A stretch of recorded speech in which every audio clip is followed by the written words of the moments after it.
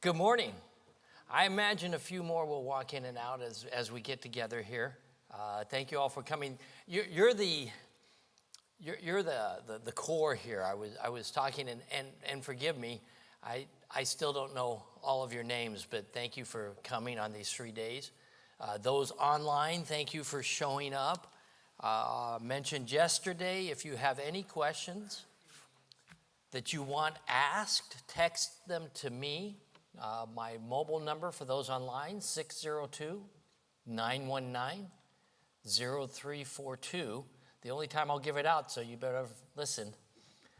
And we'll do our best to get the questions answered as we kick in this final day. A couple of things that I wanted to point out, but first off, I would like to open this final day in prayer. Father, we do thank you for this good day, the beautiful day, the sunshine, and the fact that we woke up again and we know that the sun doesn't revolve around us, but we thank you for the sunrise.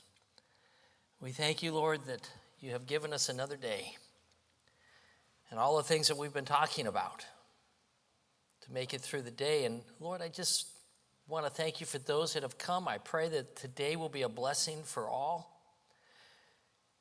And that this message given to us that aligns with your word, that you would help us to be able to present, help to use that to break down walls of unbelief with others that we may come across, whether it's a family member, a church member, our neighbor, an Uber driver, those that we've come across that need to know your Son is their Savior. And I thank you again for Dr. Sherwin, for the work that ICR does, for the constant effort of glorifying you. And so as we go into this last day, may you bless these messages, give strength to the speaker. And Lord, use this as you see fit. In Jesus' precious name, amen. So this morning, we're going to be talking about dinosaurs. And I've mentioned, and you've seen the presentation, so I'm not going to give, I like the welcome though, Desert Baptist Bible College. I'm looking out, I think everyone in here has seen it. There may be one or two online that haven't, but on Monday we have a college class, and it's on apologetics. We have a couple of classes on Monday. We're doing Masters of Education, and we also have a comparative religion class. But in the apologetics class, this week we didn't have the class. This has been our class for this week. I tailored the instructions to where this seminar would fit very nicely in the lesson material that we're going through with apologetics. And so their required work is whether they've been here, and I've had a couple of them in here, and I've had some online that they have to listen to all of this. And of course there'll be a quiz question or two on it. And talking to Pastor Phil earlier today, why are we here? To understand what we believe, but also why we believe. And when we put this program together, I say we, Dr. Sherwin and I met once or twice, and the idea that we could address some apologetics in the afternoon, worldviews. How do we encompass our worldview into everything we do? And you know, and I've got a confession to make, and then we'll get up to, I won't take too long. I have a tendency to go too long. But when I was advertising, if you will, for this creation seminar, I did it in a way that reminded me of when I got saved in 1982. And during college, and I accepted the Lord as my Savior. And I was an evolutionist. There wasn't anything else, right? Any good college student that just pretended to know Christ, well, and that's the way we were. And somewhere, and I don't remember how, but I got tied in to the work of Dr. Henry Morris at ICR, and it was absolutely amazing. I didn't know that God could have created in 6 days And I didn't know that it could align with the Bible, and I didn't know the Bible, so we'll start with that. And it was almost a romantic thing for me to present to everyone else this creation science that has been so important to me in the years that I have grown up as a Christian. And us in going to church, we know this, right? We know that God created in 6 days, and we know that if our science or our philosophy or our meaning of life doesn't agree with the Bible, well, it's not the Bible that's wrong, it's us. And we have to figure that out. And we as Christians do that all the time because we're also flesh and blood, and we have opinions, and we have life, and God is constantly chipping away, getting us to where he can take us. And in my apologetics class, we're right at this point where we're leaving the creation science as one of those philosophies, if you will, and moving into morality and moving into how these things are done. And we were talking about an author, and she's done a nice job in this area, Nancy Pearcey, but Francis Schaeffer and other philosophy authors have talked about this split in life, where on the lower level you have fact, and on the upper level you have values. I could argue that, with Brother Dwight, that we both like blue, but if you're not wearing a blue striped shirt, you're not properly saved. That's a value.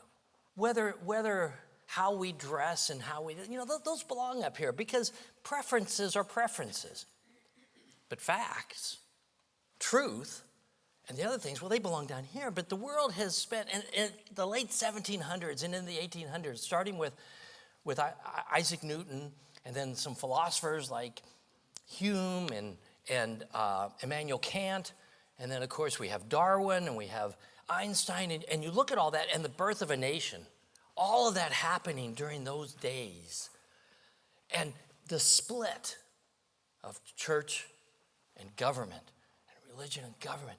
And what we have seen happen, and Dr. Sherwin, you touched on it, the idea that truth is relative. Your truth is not my truth and things. And we hear those things, and we fight those battles every day to show that truth is not relative, that truth is truth, and the Word of God shows us that. But the one we're missing, the one that is slipping through most of our fingers, is the effort that they're moving religion, Christianity, out of this fact level into the value level. Truth and morality have gone up there, and we fight it every day. But those of us that come to church, we leave here, most of us go into the secular world.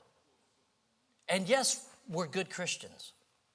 And we try to not laugh at dirty jokes, and we try to be honest, and we try to do those things that a good Christian would do in our work. But how much do we really integrate Christianity into our everyday life? You ask a physicist, how does God fit into physics? Well, if you're not at ICR, if you're out in the secular world, they're going to go, I don't really see how he does. And you're talking to a Christian who on Sundays will be back here in church, but while out there, he doesn't really see how God fits into his everyday work. But you look at what these guys are doing. Every day, they are integrating Christianity into their world. And it's a fight. Because right now, the naturalists that own the fact world, they so want religion to move up to here. Oh, you're a Buddhist. Well, that's good for you. I'm a Christian, and that's good for me. And we'll meet one day somewhere. They want that to become relative. And if we Christians don't learn how to keep Christianity in our everyday life and integrate God into what we do out there, we're going to lose the battle. And that's why he's here. He's here to help us to impart upon us what he does every single day. And I miss that when presenting it to our church and presenting it to other churches. Praise God for those who have come. And we have Elliott Road Baptist Church present with some members, and I praise you for that. But we miss that. And the reason why I wanted to give that, Dr. Sherwin, now I'm going to turn it over to him because you guys aren't here to hear me. I wanted to give that because we're going to do this again, and we're going to grow. And we're going to learn how to do this right, because this message is more than just about facts of creation science. It's about how we take the gospel to the world and how we integrate it into everything we do. When you're at ASU, you integrate Christianity into your scholastics, and it's not easy because that school doesn't want you to do that. And that's why he's here. So Dr. Sherwin is coming up. So thank you for bearing with me for a few minutes. By the way, an open invitation. Monday night, my apologetics class is at, what time do we meet? I think we meet at 6 p.m. Anyone who wants to come to it, let me know.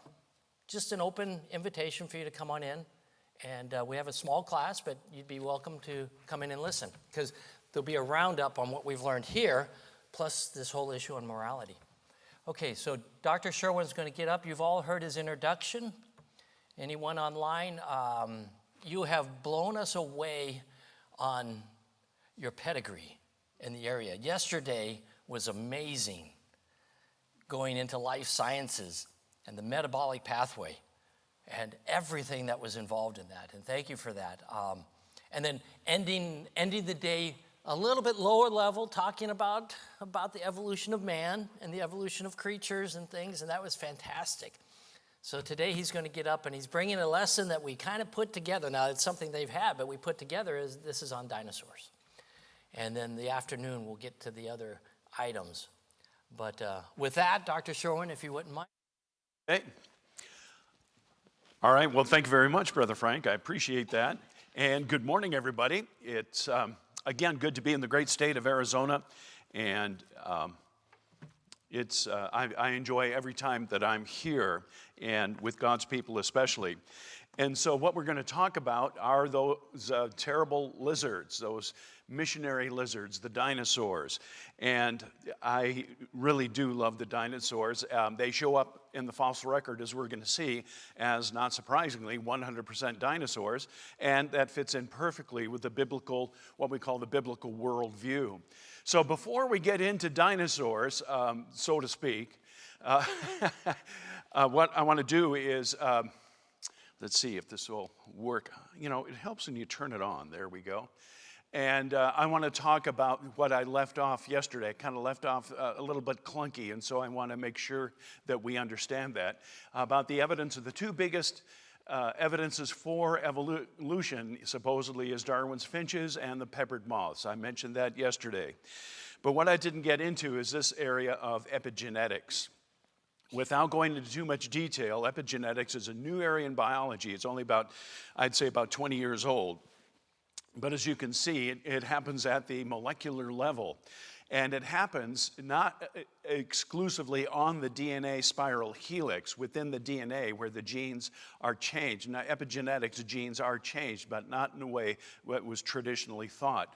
And with epigenetics, it's a study of changes in gene expression that occur without altering the DNA sequence. There's a DNA sequence right there, the red dot. And traditionally, biologists understood that the DNA was subject to change here through mutations and such. But now we're finding out the DNA is wrapped around these spheres called histones. The histones are proteins. And the Creator has designed the DNA to wrap around the spheres like, for example, like ribbon, and then comes around, wraps around another 4 histones and another 4 histones. And these tightly packed histones and the DNA is called chromatin. What they found out was that you can modify these histones by these little items right here that will go to the histone tail. And the histone tail then subject subtle changes. And so these little items here are called epigenetic factors. And the epigenetic factors attach to the histone tails, and it begins to change subtly change in nature of the DNA. It explains how the chemical attached to our genes changes how they work. It affects the regulation of gene expression. That's what I tried to emphasize. With epigenetics, it affects the regulation of the expression of genes. And we all understand the expression of genes. Genes can be turned on and off. Well, this is an amazing thing about epigenetics, and they continue to work on it. Now, what does epigenetics have to do with Darwin's finches and the peppered moths? And that is pretty much everything. And so back when I was in graduate school, we were taught that the peppered moths was a case history of Darwinian evolution. But as I mentioned last night, when you look at the peppered moth, it's Biston betularium. That's the genus species name, the scientific name of the peppered moth. And when the smoke clears and when everything is done and said, it's still the same genus and the same species, Biston betularium. Like all of God's creatures, the famous peppered moth of Britain shows just how there is just variation within the kind. And we would expect that. We would expect that. There are natural limits to biological change, and with the peppered moths, they can change the ratio of their color, but it's through epigenetic factors. But moths do exhibit regulated self-adjustments and targeted responses, and it happens at the epigenetic level. So the peppered moth summary, the research that was done by biologists recently, over 95% of black moths, and it's two phases, a black and the lighter phase, and they determined that there was change due to the Industrial Revolution of England well over a century ago. The soot on the trees made the trees dark, and the moths were able to, quote unquote, adapt to that dark phase, and then the birds couldn't see the peppered moths on the dark soot-covered trees. And then the scrubbing occurred where the industry was cleaned up, the trees returned to their lighter color, and so now the dark phase of the peppered moths were at a loss. The birds could see it against the lighter bark of the tree, and they were picked off. So that's not really anything to do with evolution. That has to do with the changes in the ratio of the population. And in order to make their emphasis on that, some biologists glued dead moths onto the tree. And so you can look that up. That really did happen. And then they realized, nobody's ever really watched this happen in real time. And so there was a problem with that. That's why they glued the moth to the tree. So biologists still know very little about the function of these transposable elements. The 20,000 mobile DNA insertion at the same place and the same amount of DNA can go from one section of the genome of the moth to another. That's what they call it, jumping genes or transposable elements. It's got nothing to do with evolution, everything to do with a section of the DNA, 20,000 mobile DNA insertions placed in portions of the genome, that is the entire genetic complement of the peppered moth, but really nothing to do with evolution. Jumping genes, yes. Evolution, no. The industrial melanism mutation in British peppered moths is a transposable element, according to a group of evolutionists writing in Nature magazine, volume 534. And so, yeah, jumping genes, I have no problem with that. That is something that can be pretty much documented, although they still know very little about the function of these jumping genes or transposable elements, which is right here. They talk about it. But again, it's a tempest in a teapot, same genus, same species. They're just finding the mechanism that's involved. Same thing with Darwin's finches. Darwin's finches on the Galapagos Island, Darwin saw that there's various kinds of finches there, and so he did some illustrations. Is this evidence of evolution? In the early 70s, they determined that the finches were, quote unquote, changing. And sure enough, in the late 70s, there was a drought in the Galapagos Islands, and a number of the finches perished due to this drought. Only the finches with the more robust beak survived during that time. They were able to open up some of the seeds, which otherwise the smaller birds cannot open up, and they perished. Then the rains came. And there was, when the rains came, the more robust beaks reverted back 1 millimeter to the original size. And then it was still the same finch population there. So that was just variation. That wasn't real evolution at all, just variation within the kind. Regardless, Jonathan Weiner, who was a Pulitzer Prize winner for writing this book, made a big deal about, as you see, the beak of the finch. And so they talked about the beak of the finch and how it changed and that, Darwin was vindicated and all this. And no, it's still a bird and it's still a finch. And so the 12 new species that have supposedly been documented on the Galapagos Islands, even Weiner, in his Pulitzer Prize winning book, admitted that these new species, under the wrong conditions, could be interfertile.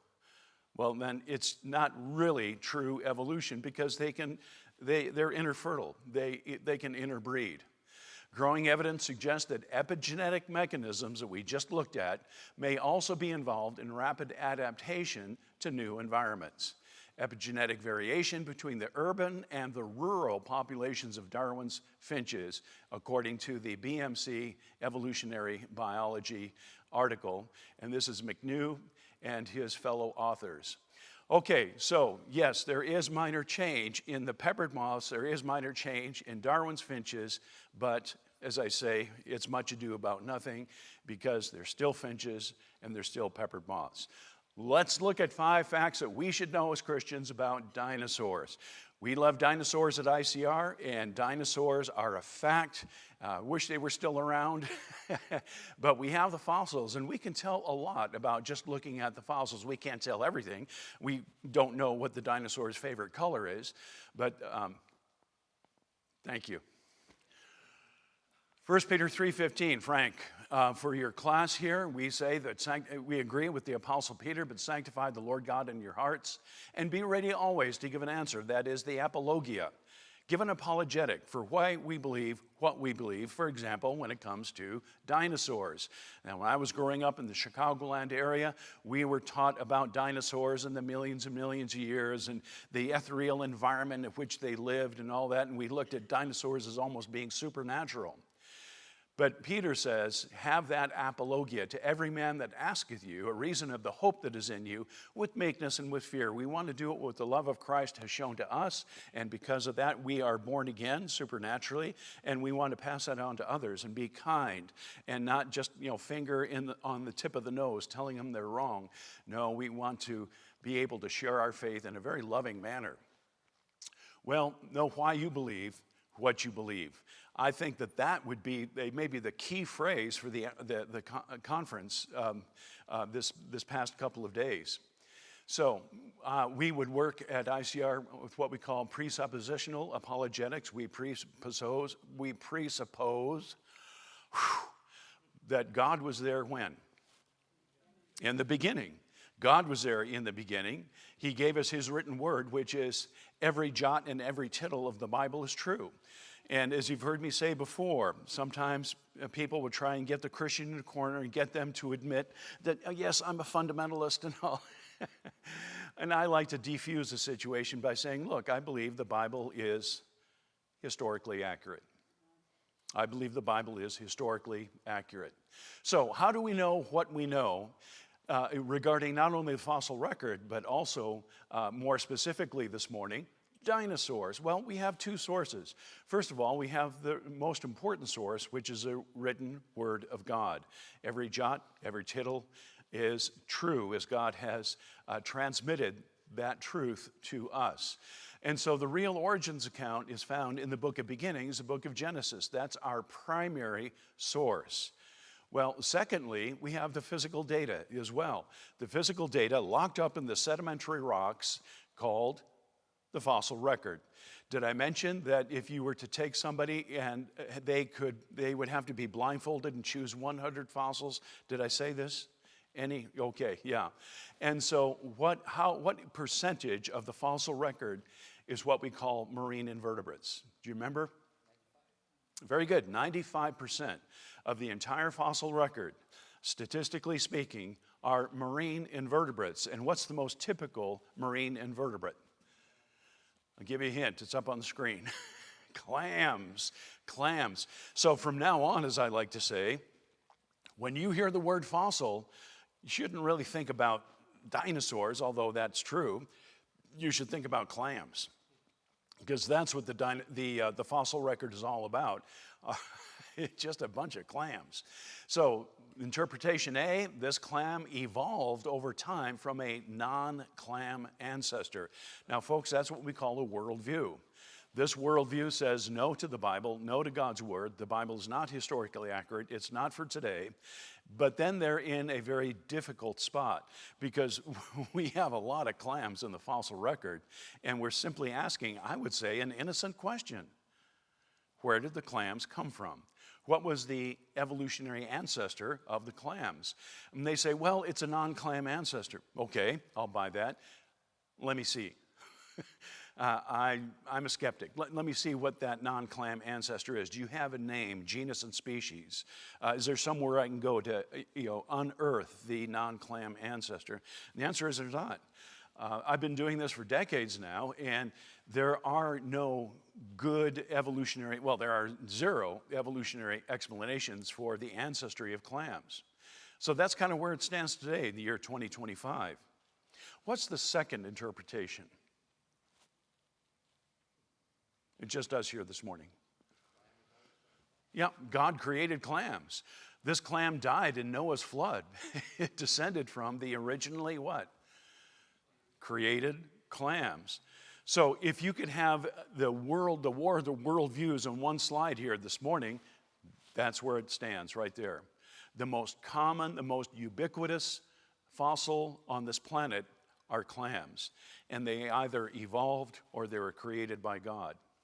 Evolutionists, and I'm not criticizing, but they don't know what the clam ancestor is. We, on the other hand, say, God is all powerful, and he created clams as clams, and they just happen to fill the environment. They moved in and filled the environment, and as I say, they're very, very common. They're ubiquitous in the fossil record. Well, God created, as we talked about in the very first session a couple of days ago, that he created after their kind, after its kind, after his kind. This is what we find in Genesis chapter 1. Very good, Genesis chapter 1. And as you already know, that phrase, after its kind, is found in Scripture 10 times in the first chapter of Genesis. Now, when you think about the nature of God, he is emphasizing and he is repeating that he created after their kind in the very first chapter. Most of us here today are parents. And so as parents, we tell our children, for example, my son, Roy, don't play basketball in the street. Roy, stay out of the street with that basketball. Roy, get out of the street with that basketball. Okay, and we say that what? Over and over again, because we love our offspring and we don't want them injured. We don't want them to fall into any kind of problems there. And so we get redundant. And so this is what God is telling us, but also he's telling us something else. He's telling us that he didn't use evolution. Right there. He created after their kind. No word about evolution or any kind of nod to evolution or a process regarding evolution. No, he created each after their kind. And so, as I said yesterday, towards the end of the presentation, we can say without hesitation, and I would say this to a room full of evolutionists, there are natural limits to biological change. That's one of the key phrases through this week. There are natural limits to biological change. And I gave an example with roses. There's thousands of varieties of roses. I have no problem with that because they're not only flowers, but what are they? Roses. Okay, and so roses have always been roses. You have all sorts of variations and varieties of roses, but you're never going to get a black rose, okay? Why is that? Because the genes for a black rose are not found in the genome, that is, in the genetic makeup of the rose. So you can only push a rose so far. But yeah, variation within the created kind, there are natural limits to biological change. We believe in the 6 days of creation, and we're getting into a little bit of review here this morning as we move into the dinosaurs. And we believe there were 6 literal 24-hour days, that God is not the author of confusion. He used the most common word for a day to talk about 6 days of creation that Moses records there in the early chapters of Genesis. It's the Hebrew word yom. Yom, which 98% of the time means a literal 24-hour day. Then God verified that by giving us an astronomical measurement for what a day is. That morning and evening, the evening and morning, this rotation of the planet, Earth, on its axis. So we believe in 6 24-hour days, and the question of the morning is, on what day were dinosaurs created? What day of creation? I asked that question last month, and a little boy in the front row said Thursday. What day were dinosaurs created? Day what, class? Some hesitation there. Well, it wasn't the first 3 days, right? It was on day 6, day 6. So dinosaurs are created on day 6. What day were people created? Day 6, you bet. And so it says in Genesis chapter 1, verse 25, and God made the beast of the earth after his kind. There you go. The cattle after their kind, and everything that creepeth upon the earth after his kind. And God saw that it was good. So God talking about the kind, which in biology in the 21st century, we would say somewhere around the family level. So you have class, order, family, genus, species. So we would say the kind, as far as we can tell, there's no index in the back of the Bible to tell us exactly, biologically speaking, what a kind is. But from what we understand in the biological sciences, it would be somewhere around the family level. So dinosaurs and people were created on the same day, the same 24-hour day. So according to the Word of God, people and dinosaurs were created on the same day. Evolutionary naturalism says no, that's incorrect. They would say dinosaurs became extinct 66 million years ago due to a giant catastrophe, an unbelievable catastrophe. And that dinosaurs before that time evolved millions of years earlier from what we call a non-dinosaur ancestor. Remember the clams. Remember, they say clams came from a non-clam ancestor, and they don't know what that non-clam ancestor is. The missing links are missing. So it is with the dinosaurs. Dinosaurs supposedly evolved from a non-dinosaur ancestor, but it's unknown from the evolutionary community. So here it is. Dinosaurs first appear, and this is a key phrase here, fully formed. Dinosaurs first appear fully formed, and suddenly in what they call the upper Triassic layers. That's an evolutionary measurement of time. We would just say some of the sediments laid down by the flood 4,500 years ago. In the upper Triassic layers where they were buried by the Genesis flood. So that's when they first show up. That's just a fact as far as we can determine. Well, this is the infamous geologic column, which evolutionists maintain was laid down slowly and gradually through a period of over 500 million years. 500 million years. Evolutionists maintain it took over 600 million years for this geologic column to be laid down mainly by calm and placid seas. And we don't agree with that for a number of reasons that we don't have time to get into today. But we would look at this and say, no, this geologic column has been laid down by the effects of a catastrophic deluge as recorded in Genesis about 4,500 years ago. And so this is a record, a sedimentary rock record of the Genesis flood. These creatures down below here, what we call ocean bottom dwelling creatures, with my favorite invertebrate, which is the trilobite. And the trilobite is found in the Cambrian and Ordovician sediments.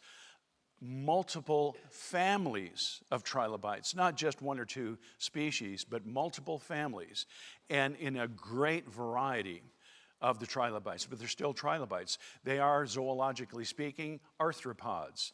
Well, Frank, what's an arthropod? An arthropod is a creature that has paired jointed appendages and a chitinous exoskeleton. One of my favorite arthropods is the shrimp and lobster and crab. Okay, they're crustaceans. The crab is a crustacean, and they are delicious. And so, yeah, they are arthropods. Also, that big Texas roach, if you've been to the great state of Texas, you step on it and they pop. Well, that's due to the chitinous exoskeleton failing. And so, what is the largest phylum of animals in the world? That would have to be the phylum Arthropoda, the arthropods. All the insects are arthropods, paired jointed appendages. The crustaceans, as I just mentioned, trilobites, which are extinct, are arthropods. And they were laid down not mainly by calm and placid seas, as evolution says, but we would say under catastrophic conditions, like sediment gravity flows and other such processes help to produce the geologic column. Well, we all have our assumptions, don't we? We all come to the party with our assumptions, and it's all based on our worldview. So we assume the Bible to be correct. Evolutionists assume that evolutionary naturalism, as pinpointed by Charles Darwin, is correct. So with these assumptions that we have, we look at the same body of physical evidence. That's called the data.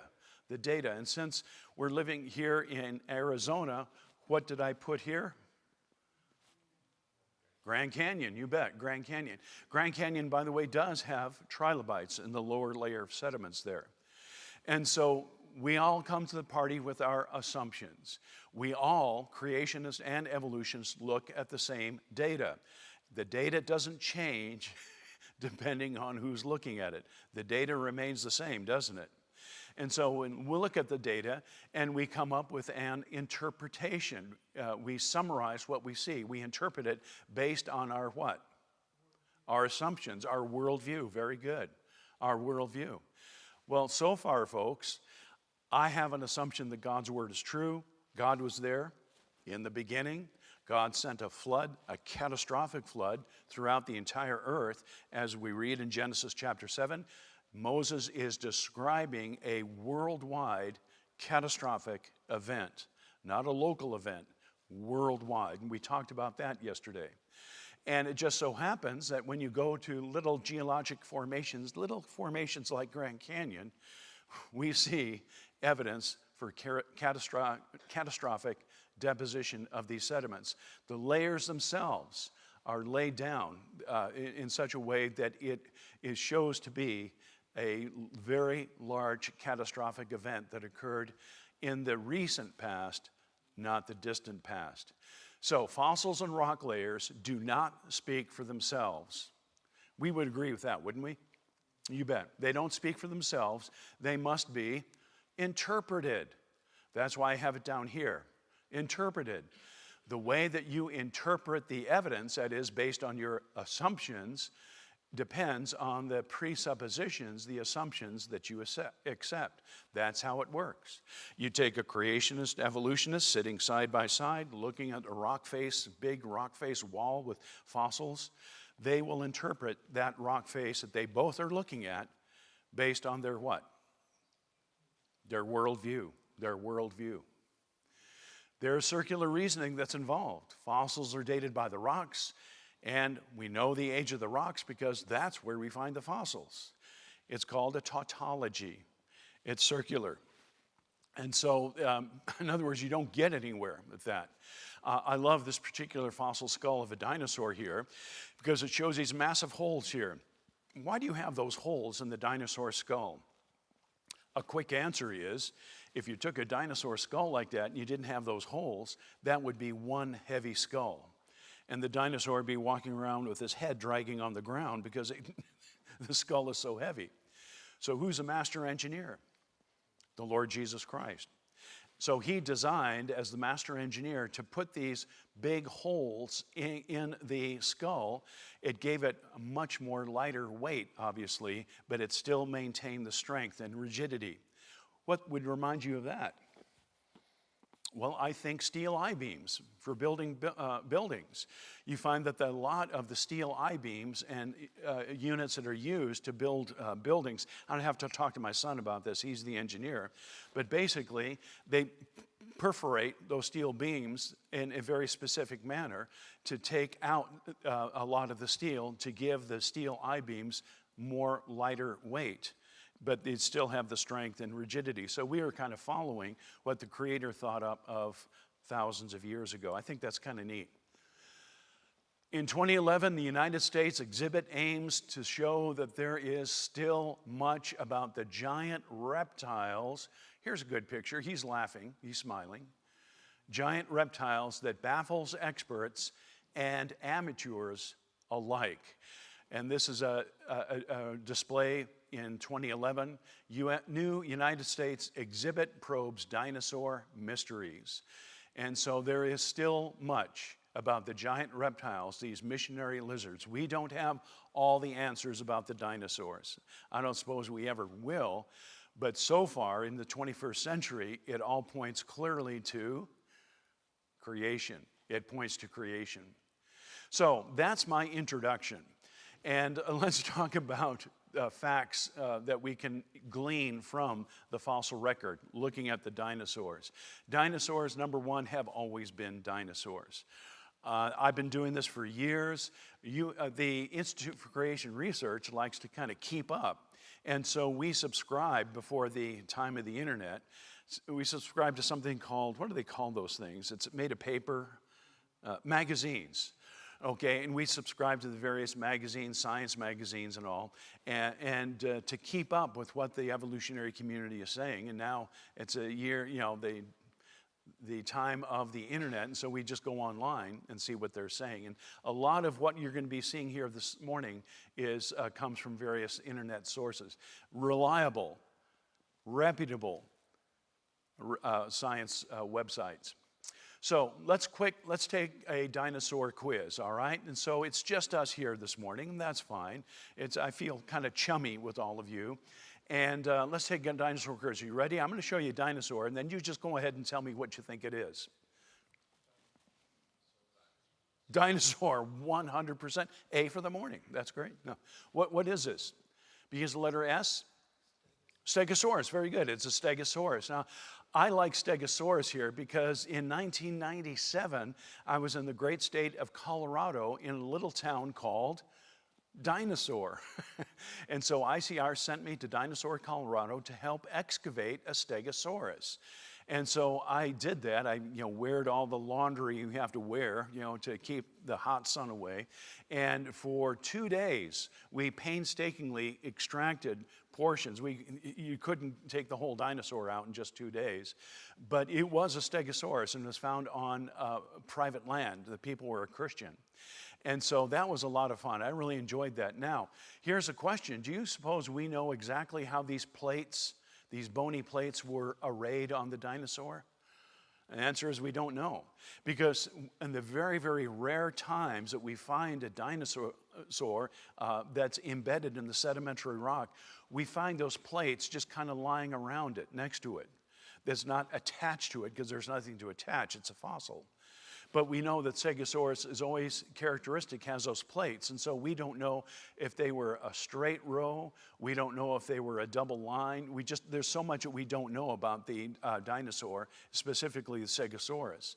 But this is the best that they can determine. Now, right down here is a tiny head of the Stegosaurus. There are the teeth. And the teeth are amazingly small, incredibly small. As a matter of fact, the first time I studied that, we saw that the Stegosaurus teeth, you almost have to use a magnifying glass. They're so tiny. And my first question as a zoologist was, wow, look how big the body is, and yet it has such a tiny mouth. It would have to be eating almost 24/7, almost, in order to maintain the metabolism of this dinosaur.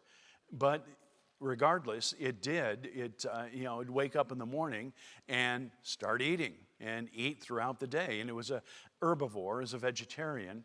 And so it had to eat a lot to maintain the bulk of the creature there. So there's lots of interesting things about the Stegosaurus. And so there we go. This comes from the Natural History Museum 3 years ago. And this comes from an evolutionist by the name of Ashworth. And he said the origin of all stegosaurs could lie in Asia. And so that's kind of what they came up with 3 years ago, 3 short years ago. They don't know the origin of the Stegosaurus. In other words, what creature it came from, it evolved from. And they have to say that maybe all of the Stegosaurs came from Asia. And then, as you just saw, we have Stegosaurus cats. Here's another Stegosaurus cat. I would say that people had too much time on their hands. But so yeah, Stegosaurus cats. How about this one? Triceratops, you bet, Triceratops. And Triceratops is a linebacker, basically. They're just one huge dinosaur. And they are an herbivore as well. They had more than 3 toes. But Triceratops, well, it's interesting. Longridge said in 2011, the origins of Triceratops and its relatives are poorly understood. Well, that was just 2011. That wasn't too awfully long ago. So in the 21st century, paleontologists say they don't really know the origin of Triceratops and its relatives, that they're poorly understood. And I appreciate that. They've published this in a secular journal. But as a creationist, I have to point this out to God's people, that Triceratops have always been Triceratops, you bet.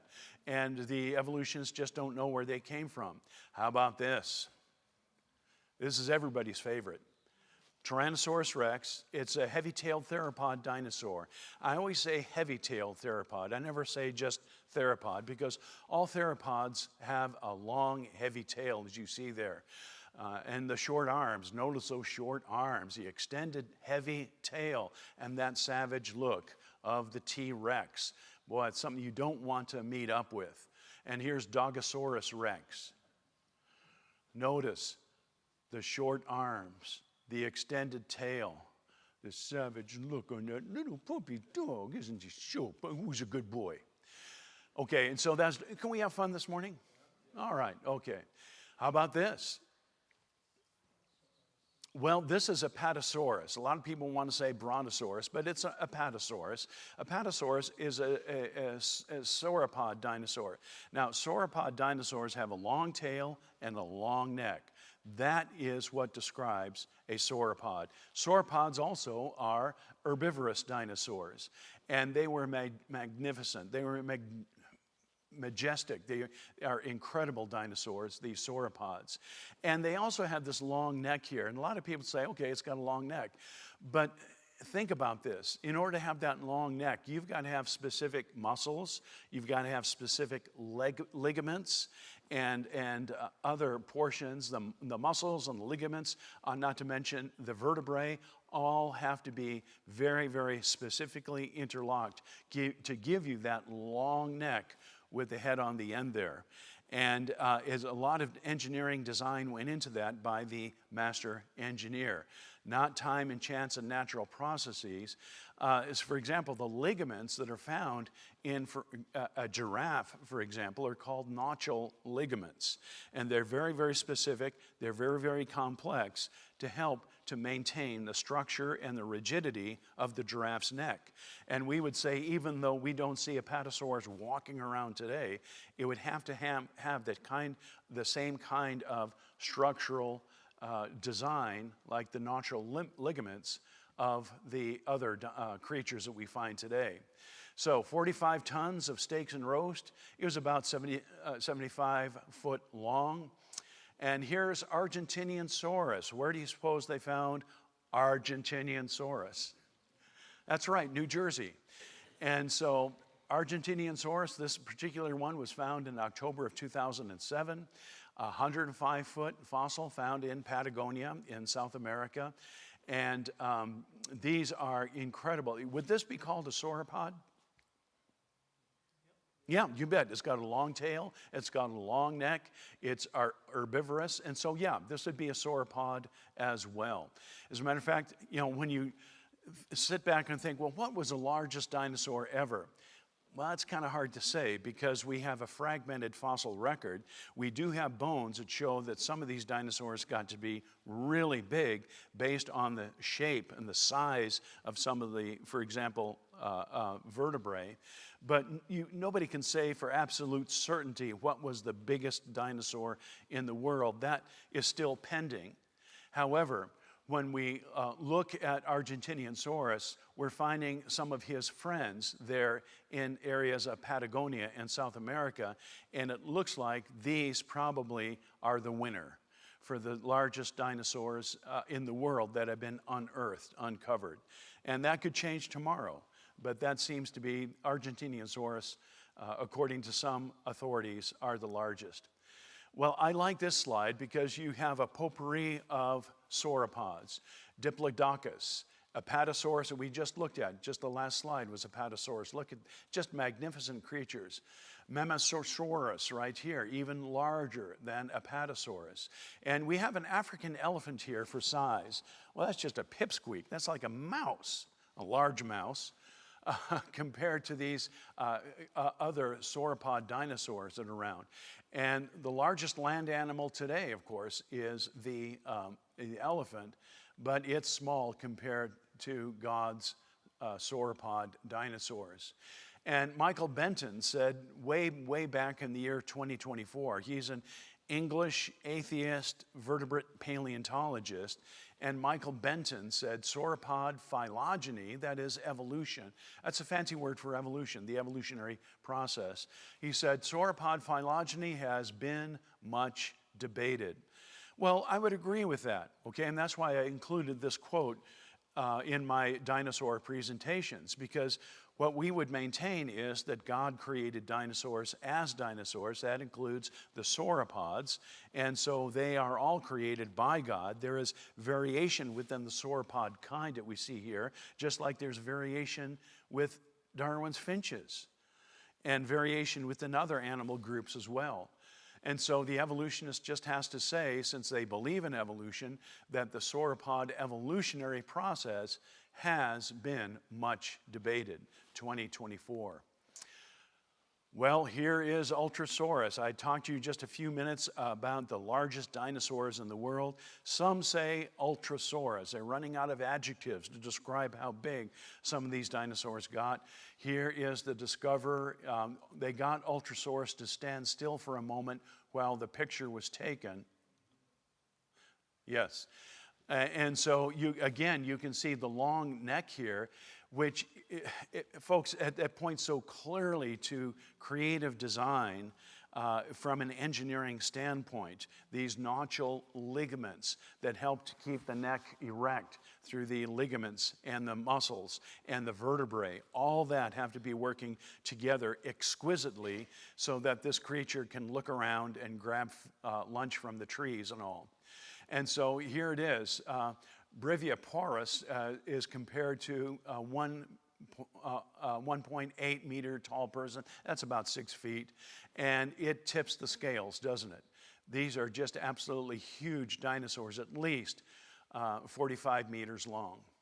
But we also get small dinosaurs too, right? You can't have big dinosaurs without having small dinosaurs. And so here's Lethosaurus.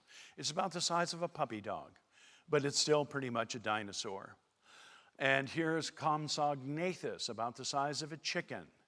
And so, yeah, we had big dinosaurs, but we also had large dinosaurs also. Now, don't fall into the trap of thinking that dinosaurs are just reptiles. All they're just reptiles. The morphology, and by that, in morphology, we mean the actual structure, the physical makeup. The morphology of the dinosaur is not like your typical reptile today, like a lizard. So if you look at a lizard, you're kind of amused because a lizard has its legs coming out and then down. Okay, that's how a lizard is. So you look at the legs, they come out, and then it comes down. And what happens when the lizard walks? Have you ever watched a lizard walk? It's amusing, right? Because it really swings its body around as it's walking, whether it's walking straight up a wall or along the ground trying to get away from you. But lizards walk like this, and again, it's amusing. Do you think that, for example, those large sauropods, if they had legs coming out and then coming down, it wouldn't work. Their belly would be on the ground, their head be on the ground, they wouldn't be able to get anywhere. So that's an engineering dilemma. So what did the master engineer do in order to make sure that the dinosaurs, the sauropods, for example, could get around? Answer is he had to change the morphology. He had to change the physical makeup.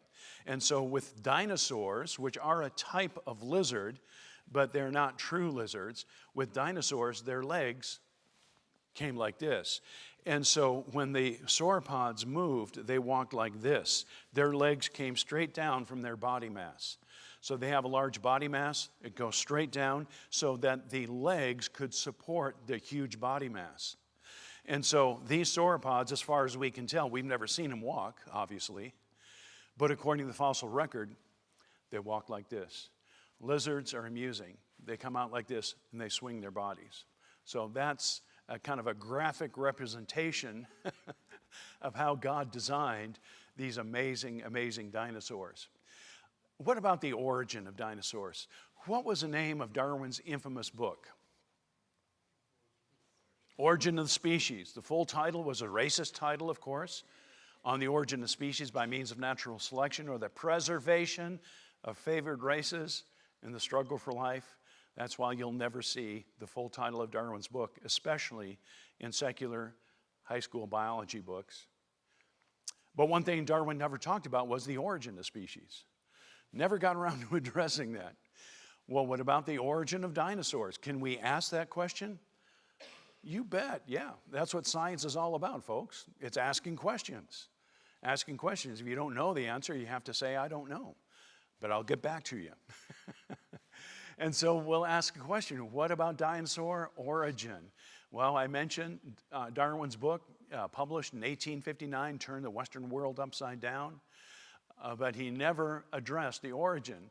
And evolution is stated in 2007, quite a few years ago, but again, in the 21st century, what's that word, class? Origin of animals is almost as much a mystery as the origin of life itself. That was said in the 21st century. They don't know the origin of animals. That is quite an admission to make. And I'm only too happy to share it with God's people. The origin of animals is almost as much as a mystery as the origin of life itself. And that was said in Nature magazine. Yesterday, I said probably the two greatest science publication in the world is Science magazine and Nature magazine, both diametrically opposed to creation, but they are incredibly they are very good academic, secular science, scientific publications. So let's see. And so that includes the dinosaurs as well. When Donahue said origin of animals, you have to include the dinosaurs because dinosaurs were animals. This is what Alters and Alters, back when ICR was still in San Diego, Alters and Alters, a husband-wife team, came to the San Diego ICR Museum to get ammunition. They're dyed-in-the-wool evolutionists, and they wanted to go to ICR to get all the ICR publications that they could get so they could write this book defending evolution in the classroom. Well, that's an interesting title because we are told over and over again that evolution is a fact. If it's a fact, why try to defend it? It's a fact, okay? And so they're speaking about defending evolution in the classroom. And they got Stephen Jay Gould, of all people, who was a teacher and an atheist at that little Bible college back east called Harvard University. And well, Gould is not around anymore. He's not an atheist anymore, by the way. But this comes from Alter and Alter's book. Now, it was published in 2001, but I had to include this quote, folks. Look what they said. Likewise, humans did not directly observe the evolution of the dinosaurs. Stop right there. That's quite an admission to make, because empirical science is all about observation. Let me repeat that. Empirical science is all about observation. It is a vast majority of empirical science, sitting down and observing a process. So they admit right off the bat that humans, people, did not directly observe the evolution of dinosaurs, but their evolution is nonetheless considered to be a scientific fact. Well, that holds no water for me whatsoever. That I just simply brush that aside. I don't want to be rude or anything, but okay, that's just your opinion. That's nothing more than the last part of that statement is an opinion. Nonetheless, evolution is nonetheless considered to be a scientific fact. And we would say creation is nonetheless considered to be a viable alternative. I didn't say fact because it's very hard in the philosophy of science to define what a fact is. Just like, for example, it's very hard to define in the philosophy of science what life is and all. But we would say as Christians, yes, as a Christian, I would say that creation is a fact. And it is, because they're talking about defending evolution in the classroom, it is, as I mentioned just previously, a viable alternative to evolution. And so I had to include that quote because they're admitting up front, ironically, in a book that's supposed to be defending evolution, that evolution is nonetheless considered to be a scientific fact. Well, you can have your opinion if you want.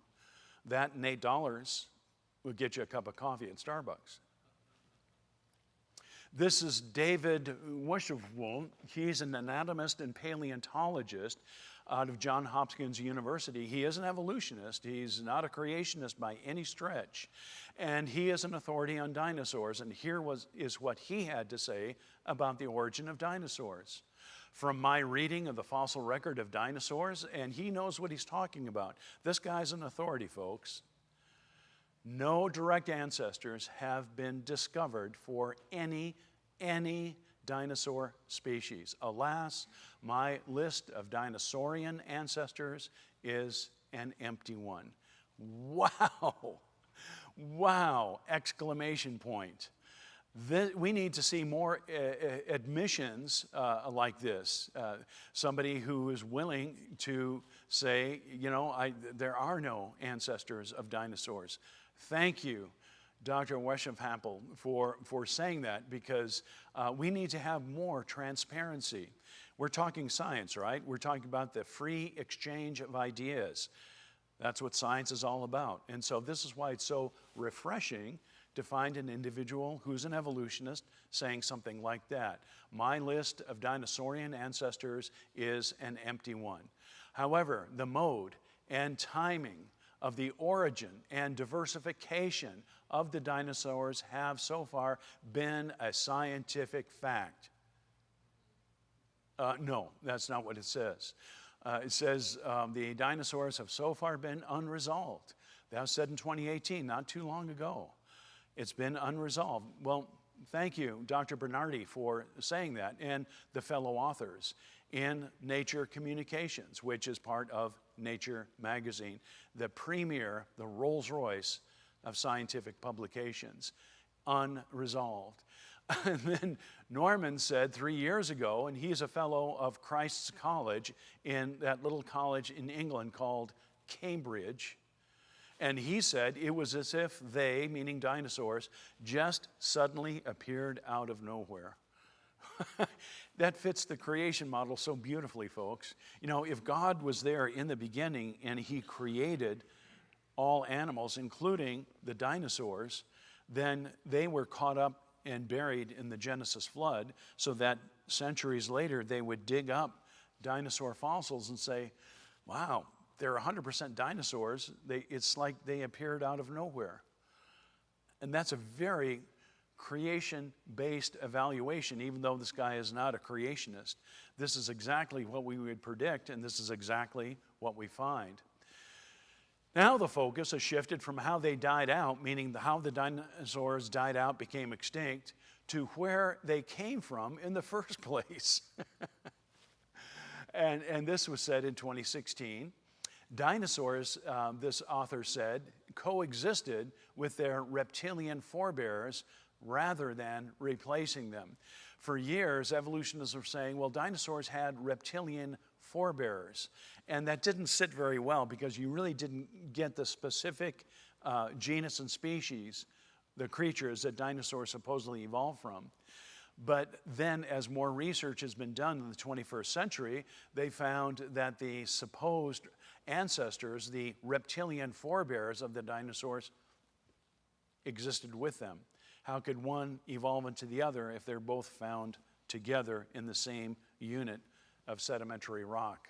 And so I thought that was an interesting admission.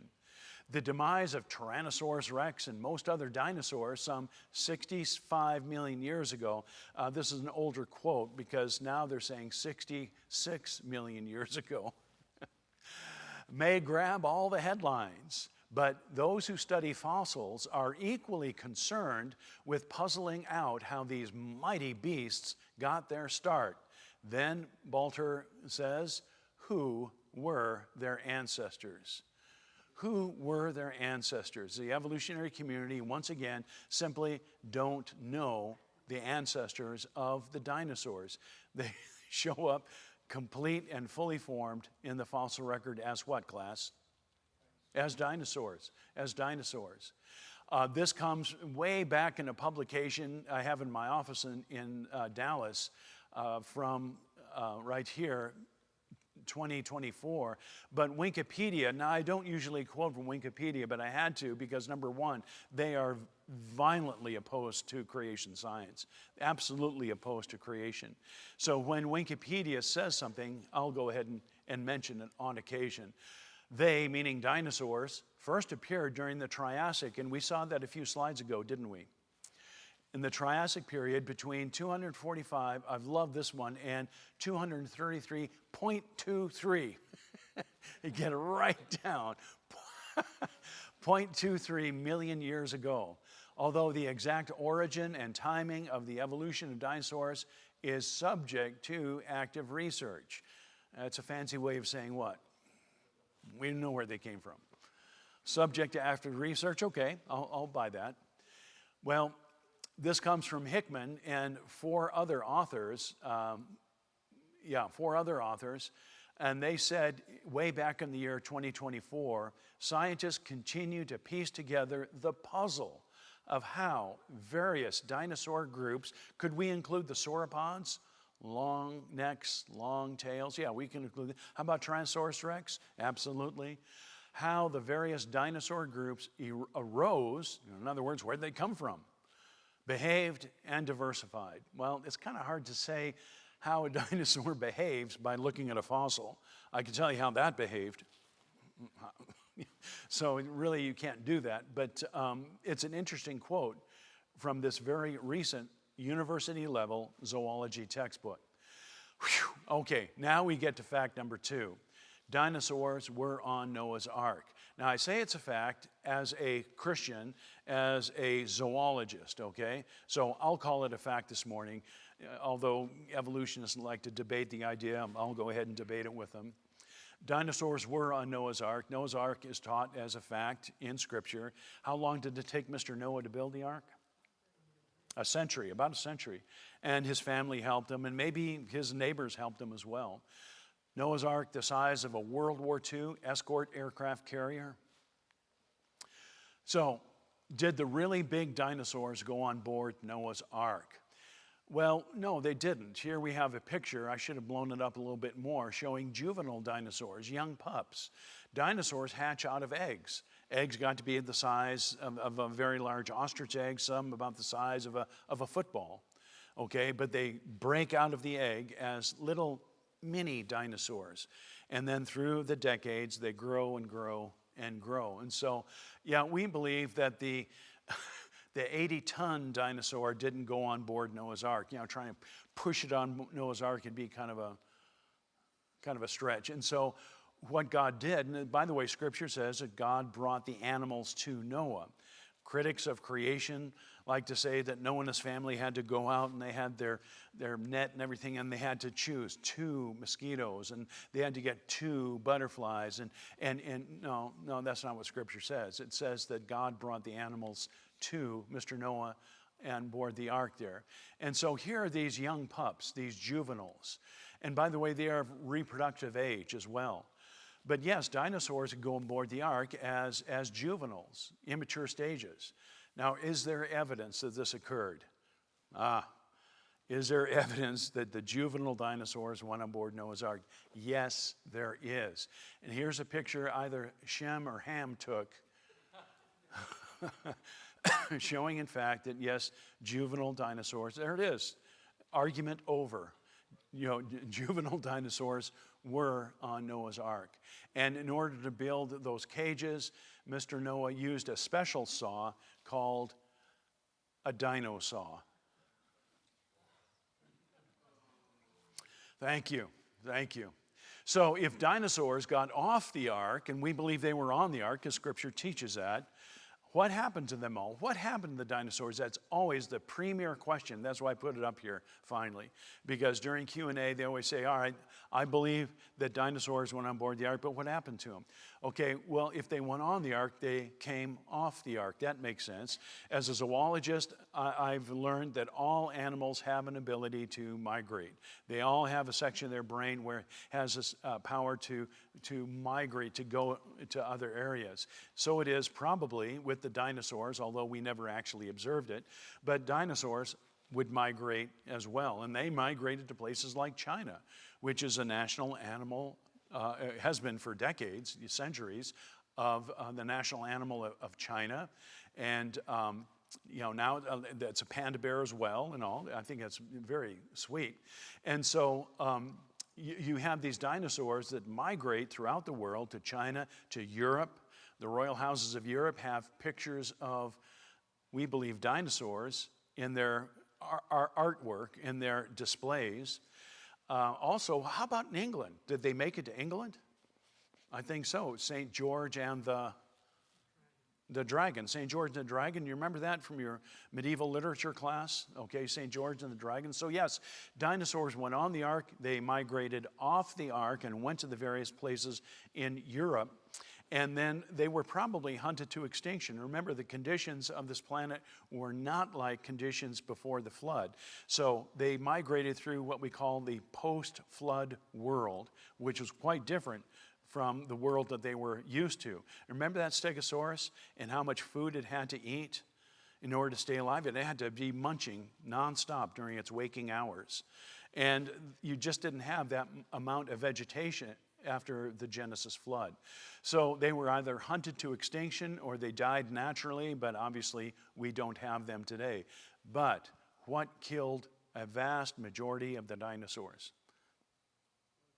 I ask students in Christian schools, and I almost come to tears because they say a giant asteroid killed the dinosaurs, and that's the evolutionary explanation. But what would we say as creationists killed the dinosaurs? The Genesis flood, you bet, the Genesis flood. And we find that the dinosaurs are inundated and buried in sedimentary rock units, which are rock units laid down by running water, like you get with the flood. Fact number 3, dinosaurs are recent. Now, I spent a lot of time on this because the evidence, the scientific evidence, the legal, historical evidence is accumulating every single year showing that dinosaurs are recent. And I mean recent, that's a subjective word, isn't it? So let me specify within thousands of years, certainly not millions of years. So dinosaurs are recent, thousands of years, and we could even say this morning, centuries. How long ago did dinosaurs live? That's always a good question. Well, this comes from the World Book Encyclopedia. Back when I was in the Navy, I would read the World Book Encyclopedia. This is 1973. That's the year I was in the Navy. The Dragons of Legend, said this encyclopedia. It's a secular encyclopedia. They said the dragons of legend are strangely like actual creatures that have lived in the past. Wow, what an opening statement from a secular encyclopedia. The dragons of legend are strangely like actual creatures that lived in the past. They are much like the great reptiles which inhabited the earth long before man is, what class? Supposed to have appeared on earth. Dragons were generally evil, etc., etc. But the point is, we're now looking at dragons that we read about in secular medieval literature and saying, wait a minute, the authors are describing dinosaurs. Dinosaurs. So could we say this morning that dinosaurs and dragons are synonymous? They're one and the same thing. That the dragons that they found in China, and they continue to find dinosaur fossils in China and throughout Europe, are the dragons in medieval times. They are actual dinosaurs. And what about St. George and the dragon right here? This is an actual picture was taken, no, but medieval dragons. All right, and so that's kind of interesting. That's not scientific proof, though, right?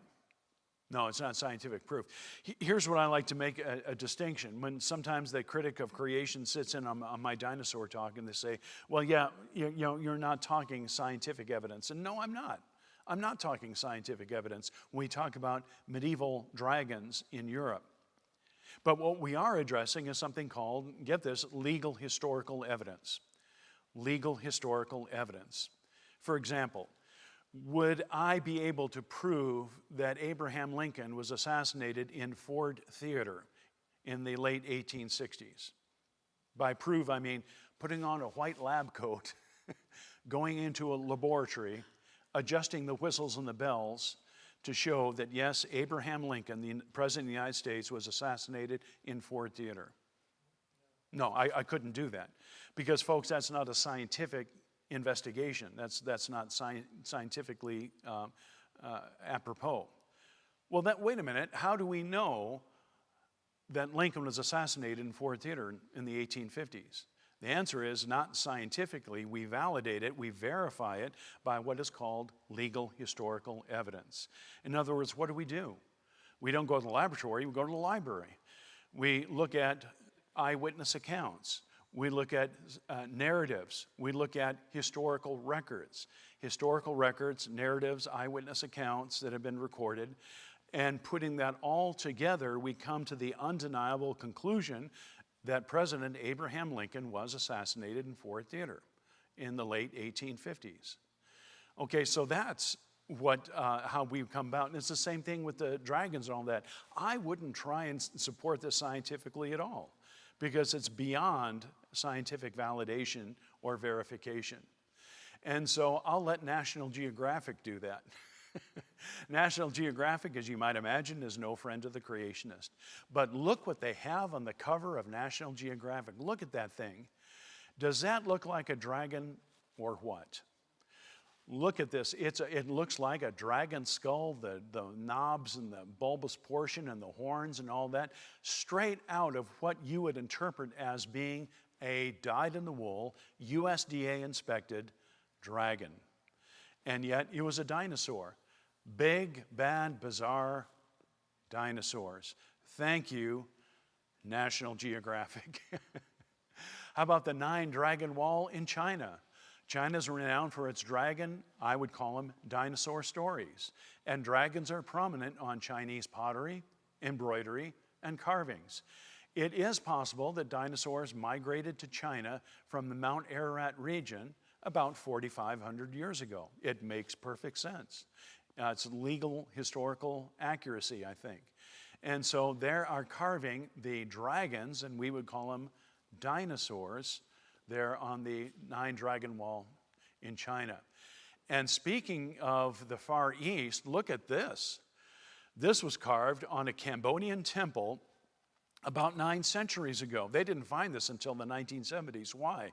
Because the area was so overgrown with foliage and vegetation that somebody actually stumbled upon Ta Prohm. That's what it's called, Ta Prohm, in the Far East. It abounds with stone statues and reliefs. Almost every square inch of the gray sandstone is covered with ornate carvings. Hundreds of decorative stone circles surround familiar animals such as monkeys, deer, water buffalo, parrots, and Stegosaurus. And it sure looks like a Stegosaurus to me. Now, when they were building this temple here 9 centuries ago, do you suppose they had some of their artisans who were paleontologists, degree paleontologists, and they actually had unearthed a Stegosaurus? I don't think so. The science of paleontology was 9 centuries away. It seems the only reasonable way to describe this, and that's not scientific, but the only reasonable way to describe why this is found on this temple relief is because they saw a living Stegosaurus. Remember, animals such as monkey, deer, water buffalo, parrots, all those animals are alive and kicking when these people were carving these ornate reliefs.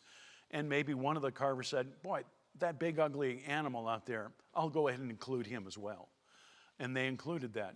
Can I prove it? No. But is it interesting? Yes. Does it have legal historical verification? I would say yes. And so this is, I didn't mention, this is found in Cambodia. And somebody actually, as I said, stumbled upon it because it was totally grown over. The rondelles depict common animals, pigs, monkeys, water buffaloes, and a dinosaur. There are no mythological figures among the rondelles. So may one reasonably conclude these figures depict animals that were commonly seen by the Khmer people in the 12th century? I would say yes.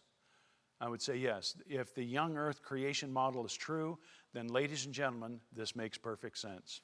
You bet. At least 2 very significant books testify to the authenticity of the Stegosaurus carving. Ancient Angkor was first published in Thailand in 1999 by River Books Limited. A small picture of the carving is seen at the bottom of page 143 that was documented, published in 1999. On page 144, we read, along the vertical strip of rondelles in the angle between the south wall of the porch and the east wall of the main body of the gopura, there is even a very convincing representation of a stegosaur. And the author of this book is secular. That's why I included this. It's a very, very interesting book. Again, I wouldn't die for this because it cannot be scientifically verified. But the legal historical implications, I think, are there and are, in my opinion, humble opinion, is enough to include this in my dinosaur talk. If the earth is as young as creationists maintain, again, this makes perfect sense. Stanford fossil historian links dinosaur bones to mythological creatures. That's why I included this. The Stanford fossil historian is not a creationist, not a creationist. Like Baryonyx, the new Dracorex fossil, if you watch Harry Potter movies, I've never seen a single Harry Potter movie. Hey, what about those dinosaur movies? What is it, Jurassic Park? I haven't seen a single Jurassic Park movie either. But Dracorex, I think, is mentioned in passing in one of the Harry Potter movies. Fossil is strong evidence that dragons were real and that biblical record of dinosaurs and people living together is true. The shape of the dinosaur skull with its long muzzle, the bizarre knobs and horns, surprised the scientists, said Adrienne Mayer, a Stanford visiting scholar. It's a new type of dinosaur that looks like a dragon. And so here it is again. This looks like a dragon, but it's simply a dinosaur. That's why we say again, folks, we say that dragons and dinosaurs were synonymous. They're one of the same things. This is from a royal house in France. Is it a salamander? As they say, historians say, this is a salamander. Oh, it's a salamander. Well, is that true? What's coming from the mouth of that salamander? Looks like fire. It looks like fire. And it's true, when you encounter a salamander, boom, you get your hand fried because of the fire that comes out of there. No, that's not what happens. So this is kind of interesting, found in the royal house of France. They call it a slimy salamander, but if I was the head of this royal household in France and I wanted to show my superiority militarily speaking, and so I know what would cause fear in my enemy's heart. If I put a slimy salamander on my shield, that would frighten them. No, that's not what happened. As a matter of fact, we do have an animal that does shoot fire. It's called the bombardier beetle. And let me tell you a quick story. I was in Southern California 20 years ago. My friend worked at a Christian college in Southern California in the biology department, and I went up into his lab in the evening, one evening. His name was Mark Armitage, and Mark had me pull away a heavy glass cover from a large dish that had all sorts of debris, forest-type debris and all that, leaves and twigs and some dirt and all. And I pulled that glass cover away, and I reached in, and I picked up an innocuous-looking beetle. And so I was holding the beetle by its sides, and its little legs were going like this. And then I put my finger, in Texas we call this a finger, and I put the tip of my finger, also Barney Fife calls it, but anyway, put my finger against the back of the beetle, and boom, an explosion, 212 degrees Fahrenheit, went off on the back of my finger from that bombardier beetle. 212 degrees Fahrenheit, that's a boiling point of water. And it came from a mixture of two compounds, hydrogen peroxide, and we all know hydrogen peroxide, right? It's at 3% concentration that you get at the local drugstore. We put hydrogen peroxide on our little boo-boo that we have as a blemish on our hand or something like that. We also use it for dental cleanliness and all. But hydrogen peroxide is only 3%. You put hydrogen peroxide 3% in a cut, and it hurt. It do hurt. It stangs, as we say in Texas. It stangs. And the hydrogen peroxide that this little guy puts out is right around 23 or 24% concentration. So if you were to take 23% concentrated hydrogen peroxide, pour it on your little blemish there, you would watch as your skin and your muscle and your connective tissue bubbles and fizzes away, and you have nice shiny ligaments. As we say at ICR, please don't try that at home. Okay. But anyway, hydrogen peroxide. And by the way, what are those bubbles that are liberated? Those bubbles are pure oxygen, because the chemical formula for hydrogen peroxide is H2O2. Water is H2O, but hydrogen peroxide is H2O2. There's an extra oxygen on that molecule, and that extra oxygen, we say in chemistry, is very reactive, extremely reactive, so that when it's under the right conditions, that oxygen atom will be released. And so this is what I did when my daughters were growing up. We were in California, and of course, in California public schools, you have to make a poster, a science poster, and all that. And I said, all right. And sweetheart, I'm going to help you with this. And so we put together a poster, and it's hard to get a bombardier beetle, and so I did the next best thing. I went to the supermarket, and I got the most rarest and most recent ground beef that you would get, the best ground beef. And so I got it and took it back home. And so we took a test tube with the cork, and we put in some of the ground beef. We measured it out like 1.5 grams, about the size of your typical multivitamin, put in the bottom of the test tube, and then we added X number of milliliters of hydrogen peroxide. And so I had my daughter stand on a special measurement line on the floor, and then I took the cork, and she poured in the hydrogen peroxide. I quickly put the cork on, started to bubble and fizz and bubble and fizz, a fairly violent reaction because the ground beef, when it's ground, it releases factors that the hydrogen peroxide would react with. And so it took nothing but a few seconds for that cork flew off. And so we measured, we scientifically measured how far the cork went. And we kept doing that and kept doing that. And then we plotted it out on a graph on the poster they were making, and we talked about the bombardier beetle.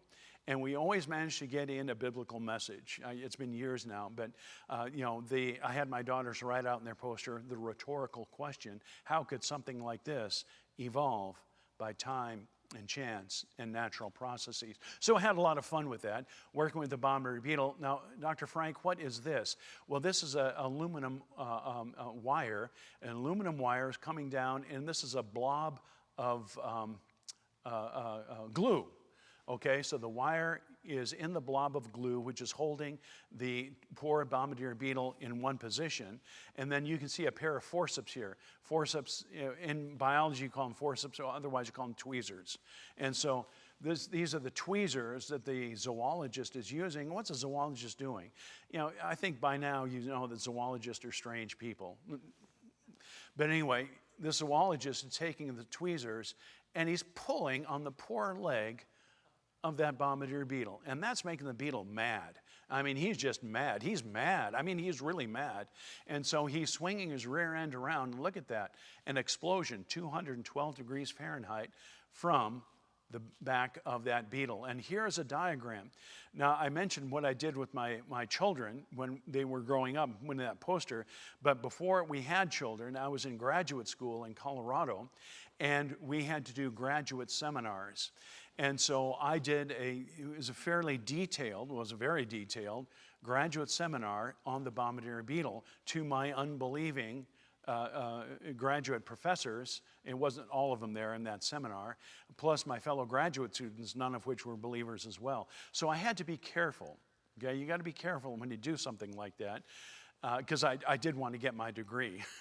So I wasn't trying to be overbearing.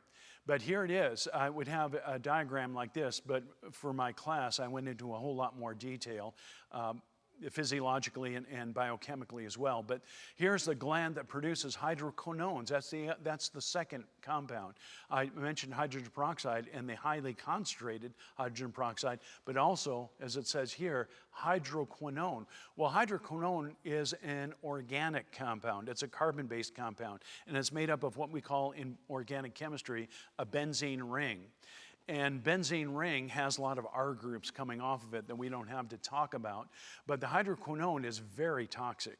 It's very toxic. Under the wrong conditions, it can cause cardiac problems. And so hydroquinone is an organic compound. It's very toxic.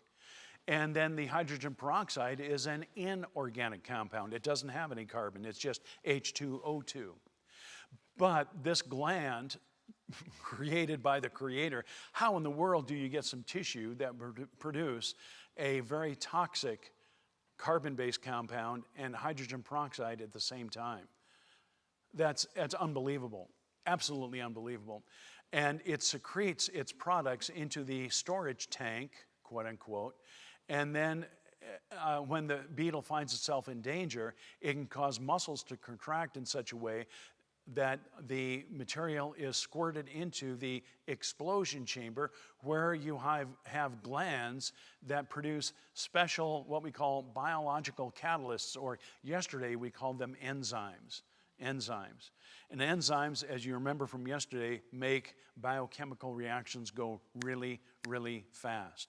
So that's why those delicious donuts out there, thank you, Frank, when we eat those, we process them immediately and they're turned to fat. And then that is how we can digest the food that we eat very, very rapidly. And so you have these biological catalysts called enzymes mixing with material, the hydrogen peroxide from the storage tank, and you get an explosion at the boiling point of water. And so my point is simply this, folks, that if God can make this bombardier beetle that we can see in the here and now, right? Virtually every state in the union has bombardier beetles, if you know where to look. They like to hide in between layers of rock that have the debris and all that. And it's fairly easy to find them. But if we can see how God has produced and designed the physiology and the anatomy of the bombardier beetle, all within a beetle, the size of a little beetle, and can do all that biochemical work, would it be beyond God to be able to produce something like that in a reptile, I don't believe for a second that's a salamander. I believe that was a type of a dinosaur.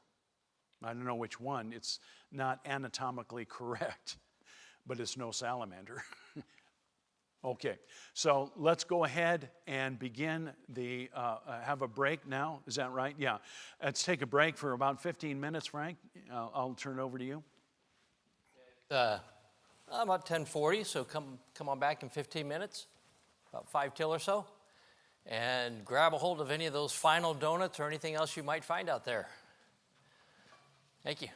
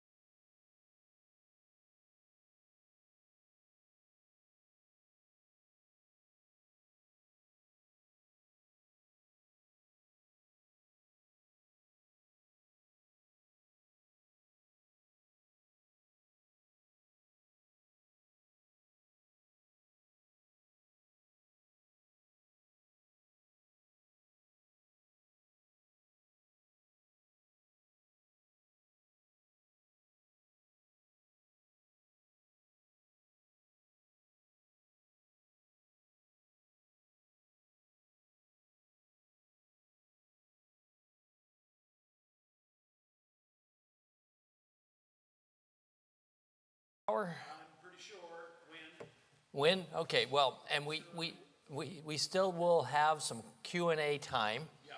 And if you take a full hour and then we do Q&A, I'm sure we'll be great. 40 minutes.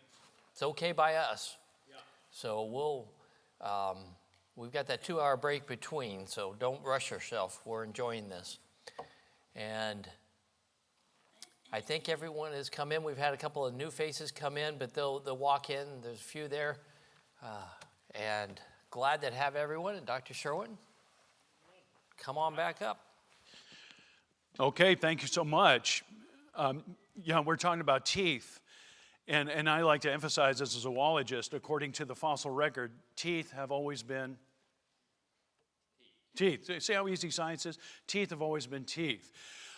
Teeth are very unique morphological structures, anatomical structures. They have no structure that would cause people to think that the teeth came from something else. Teeth have always been teeth. They are very, very sophisticated, very detailed. The microanatomy is just incredible. So what I like to say to people is be true to your teeth, and they won't be false to you. Thank you. What time do you go to the dentist? Tooth hurty. Tooth hurty. So nothing like using jokes to get things going, and there was nothing like a good joke. So we're talking about dinosaurs here this morning as we kind of wrap things up. And I want to mention plants too, because dinosaur and plants are very important. Again, as I was a Cub Scout in Chicago, we would watch these grainy white and black movies, and it shows these animated dinosaurs stomping around in plants that you would never even recognize. It was so totally foreign.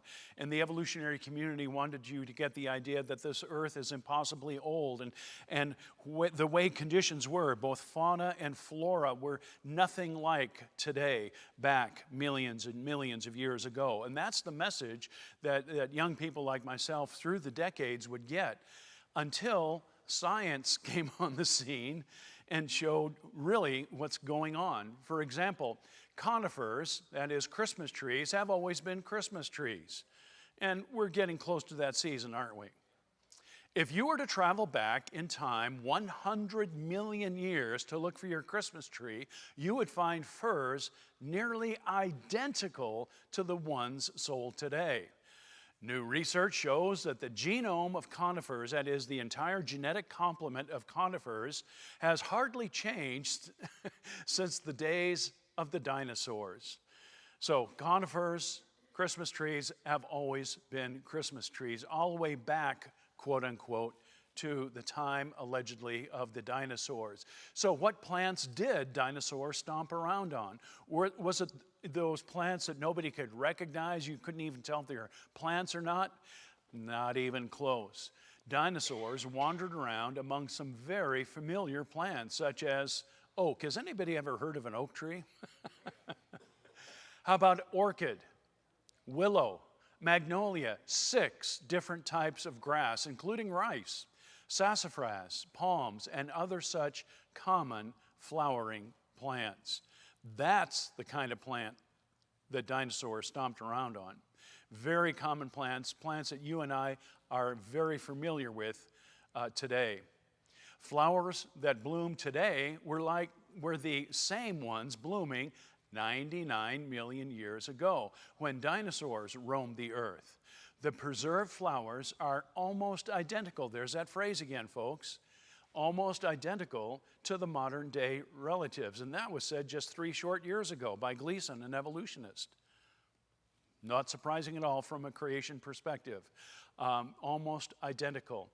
And then Nature Plants said in the same year, the rapid Cretaceous diversification of flowering plants remains Darwin's abominable mystery. That's in quotation marks, because in Darwin's infamous book, he said the origin of flowering plants is, for him, an abominable mystery. And today, in the year 2025, it's even more of a mystery than it was in Darwin's day. Darwin's day, 1859, flowering plants were an enigma. Today, for evolutionists, it's even more of a puzzle than it was in Darwin's day. Despite numerous fossil flowers discovered in recent years. Yeah, there are 100% flowers found in the fossil record with no evolutionary relatives. Flowers have always been flowers, and dinosaurs have always been dinosaurs. That's the take-home point when we talk about dinosaurs and plants. Flowers are flowers, dinos are dinos. Dinosaur fossils occur alongside many living creatures that belong to this current age, 2025, including palm, ginkgo, sycamore trees, frogs, turtles, crocodiles, lizards, snails, clams, hey, clams, and fish, dragonflies, spiders, and lobsters, Tasmanian devils, shrews, otters, ducks, loons, and parrots. It's all right there. These are the creatures associated directly with dinosaurs. None of this, weird animals that you've never seen before. They're animals that you and I trip over every week here in 2025.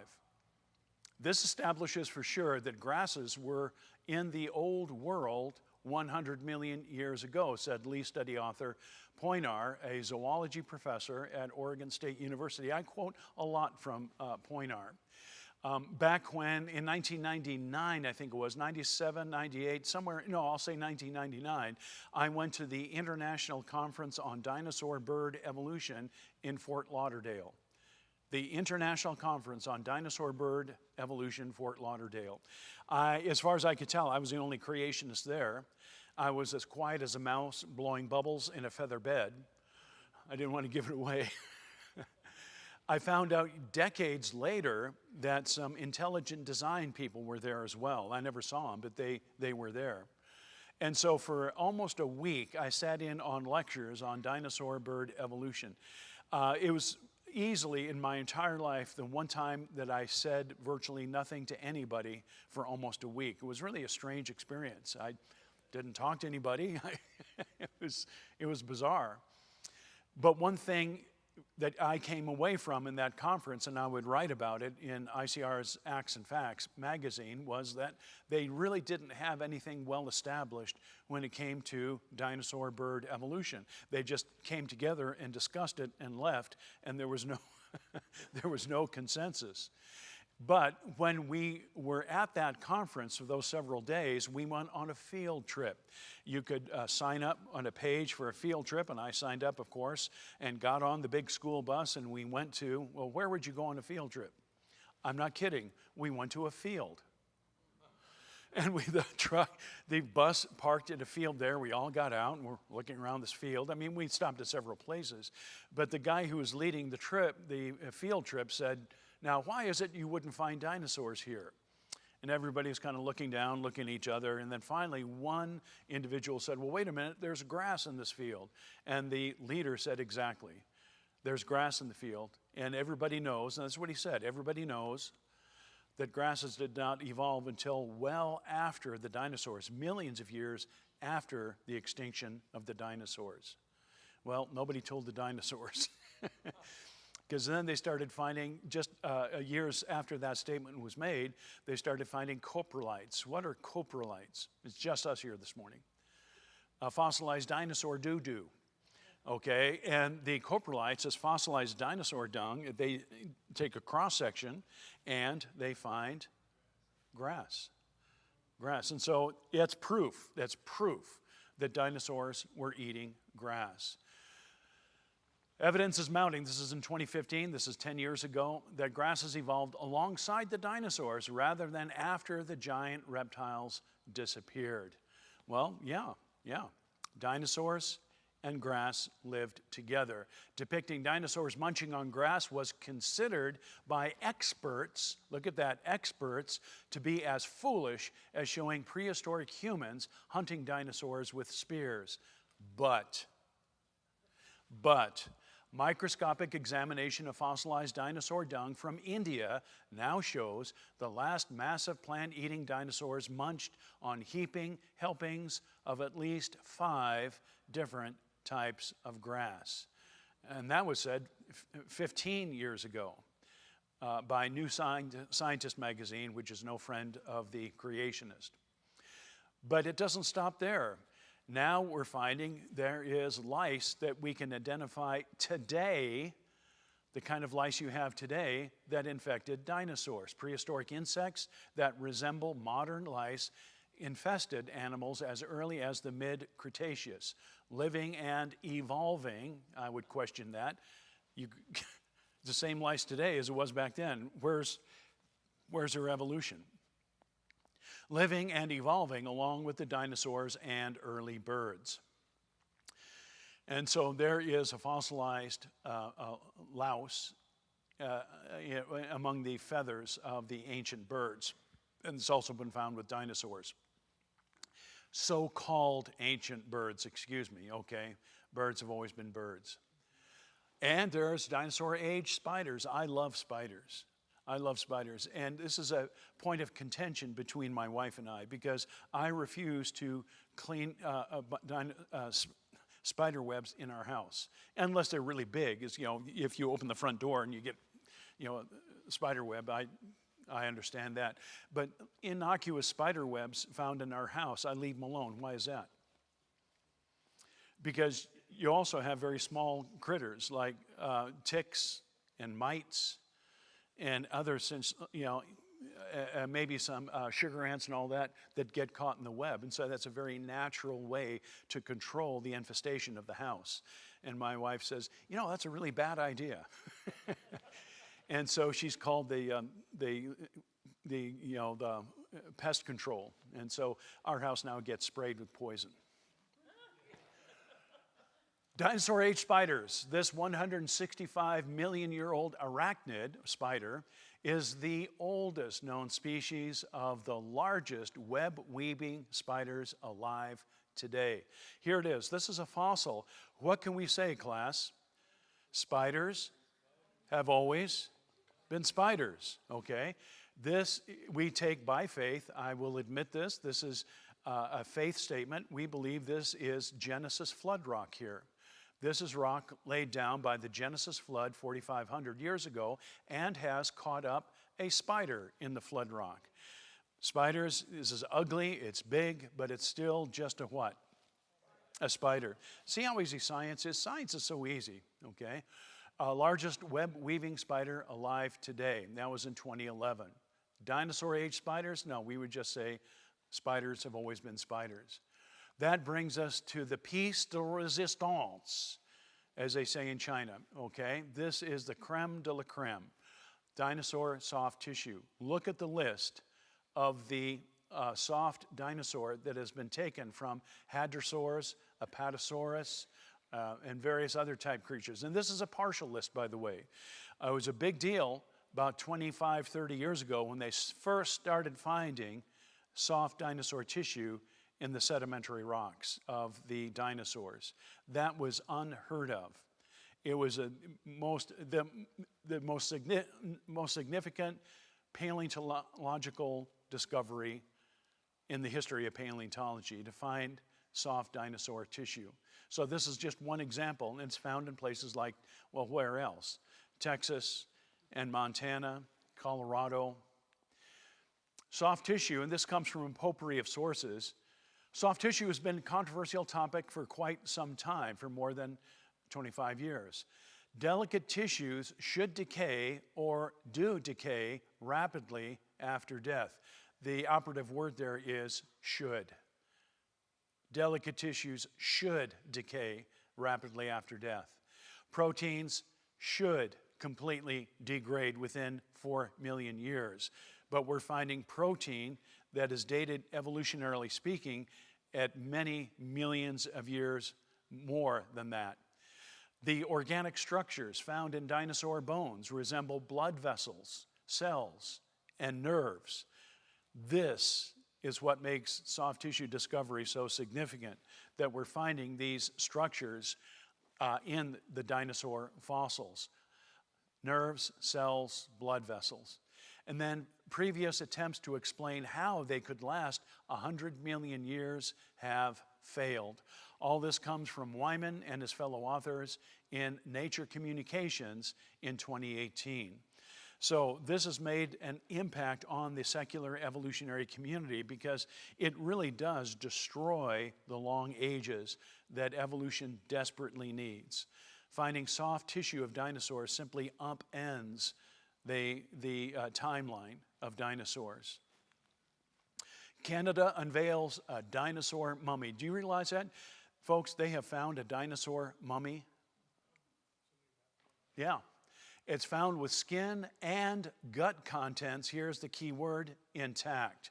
August 2019, 6 years ago, scientists hail it as perhaps the best preserved dinosaur specimen ever uncovered.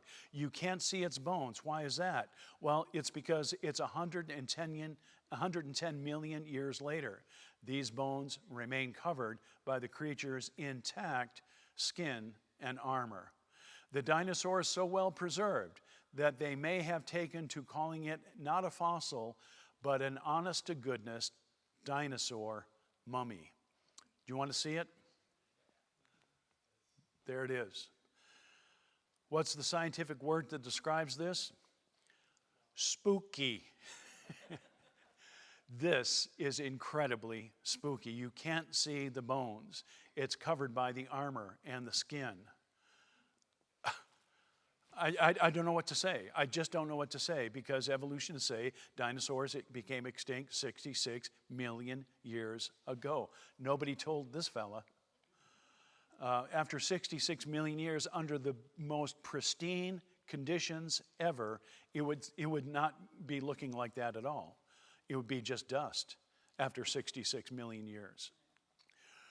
Fibers and cellular structures preserved in 75-million-year-old dinosaur specimens.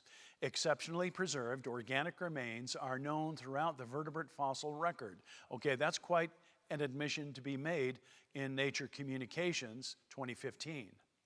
And recently, evidence has emerged that such soft tissue might contain original components. That was said in 2015. Now they're finding those original components.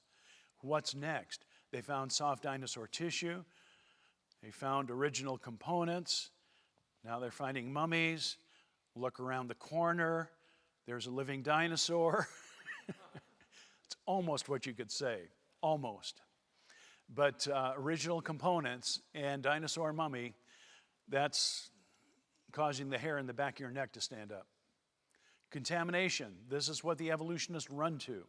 So whenever a creationist makes a soft tissue discovery, the first canard they use in order to criticize those evil creationists is that since they're not good scientists, no creationist is a good scientist according to them, that whatever soft tissue they unearth is what?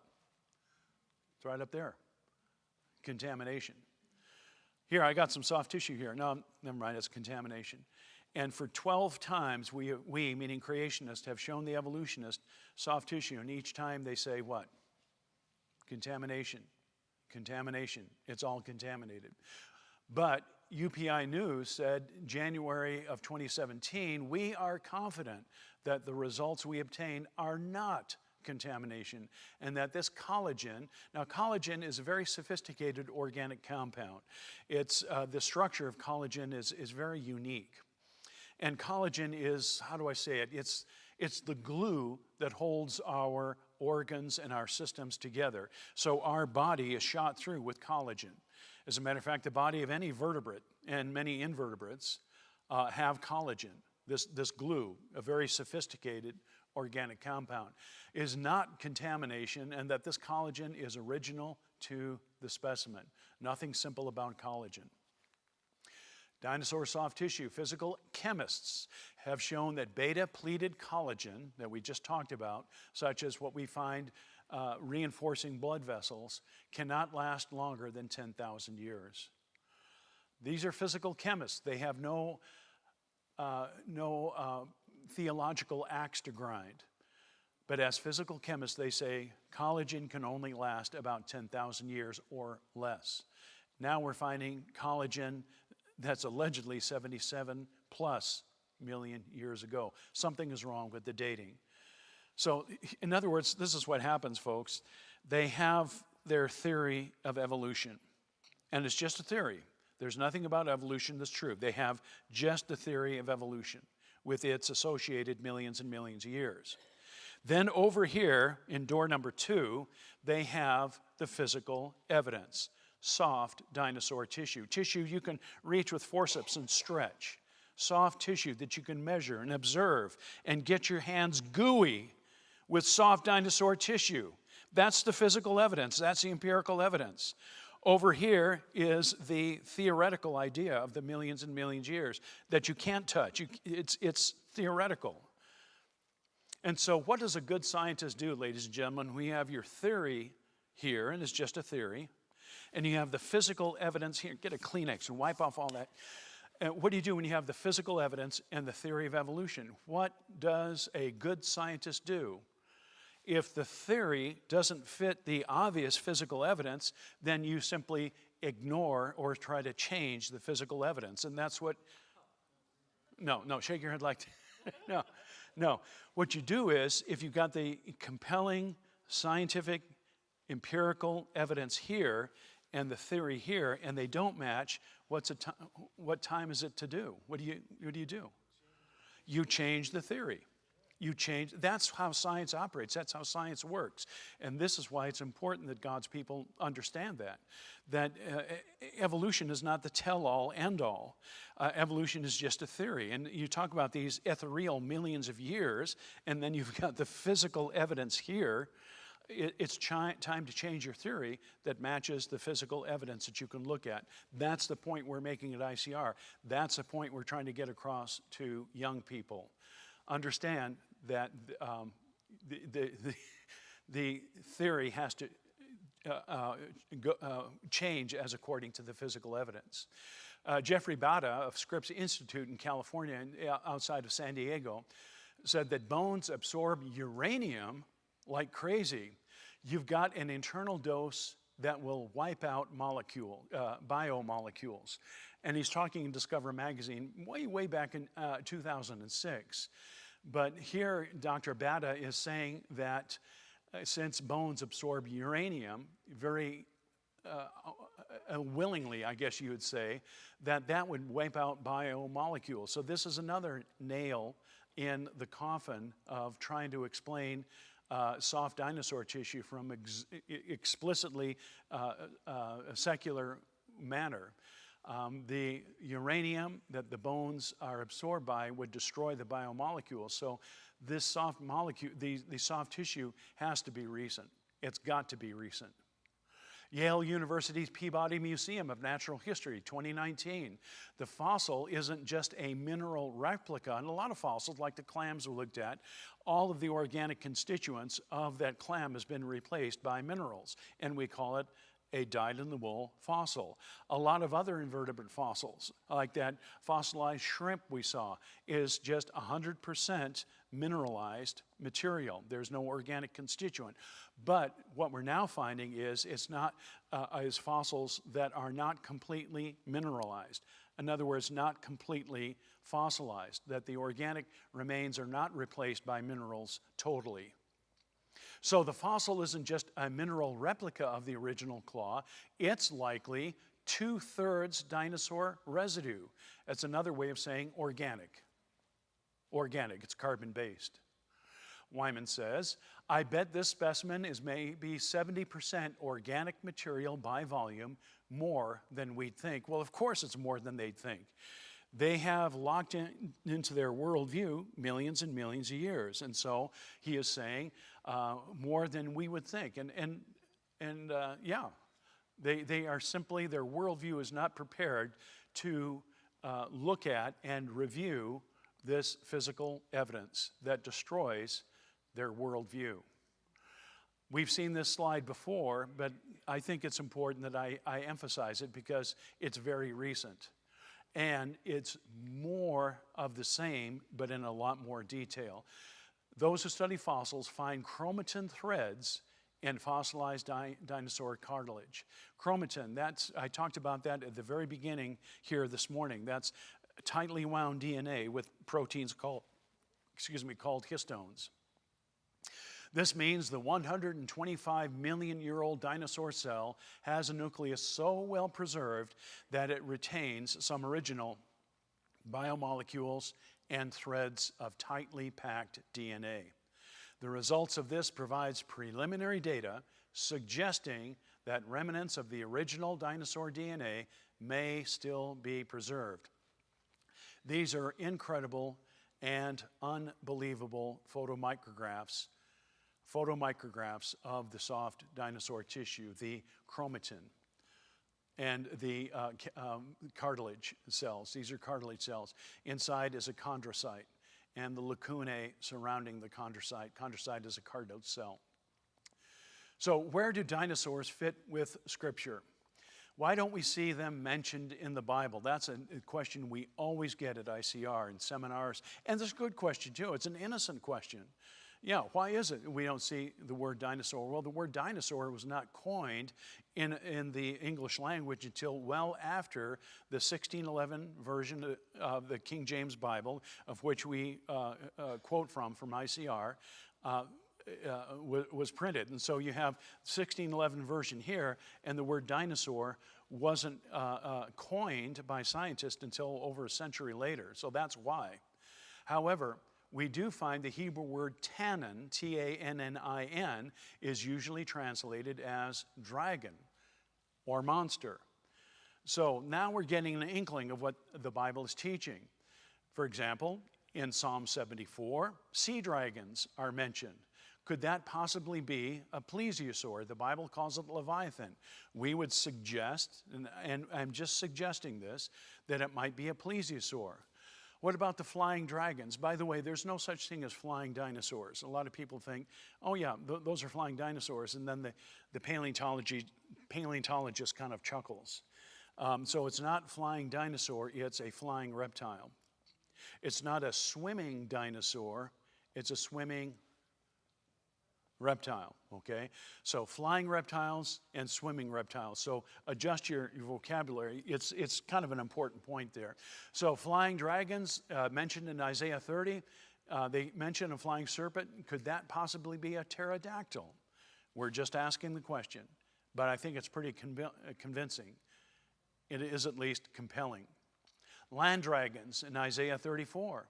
The dragons that are talked about, could that be, well, could we suggest maybe those are dinosaurs? These are good questions, and we think that there's a lot to it.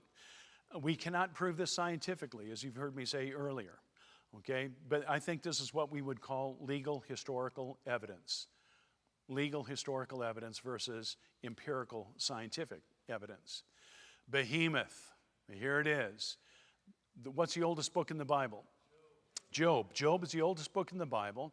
And I think that God has used a sauropod to show to the prophet Job. And we read about this in the 40th chapter of Job. It says that he moveth his tail like a cedar. His bones are like bars of iron. And look at that tail. That tail is incredible, just like the great cedars of Lebanon.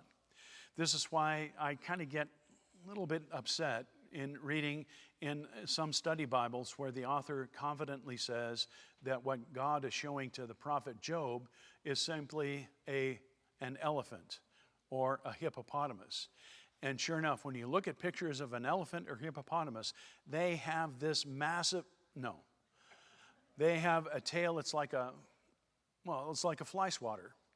And so, little fly swatter, how could the prophet get everything so right about describing this creature and get it so wrong when he's describing one of the most significant structures of the creature, and that is the tail.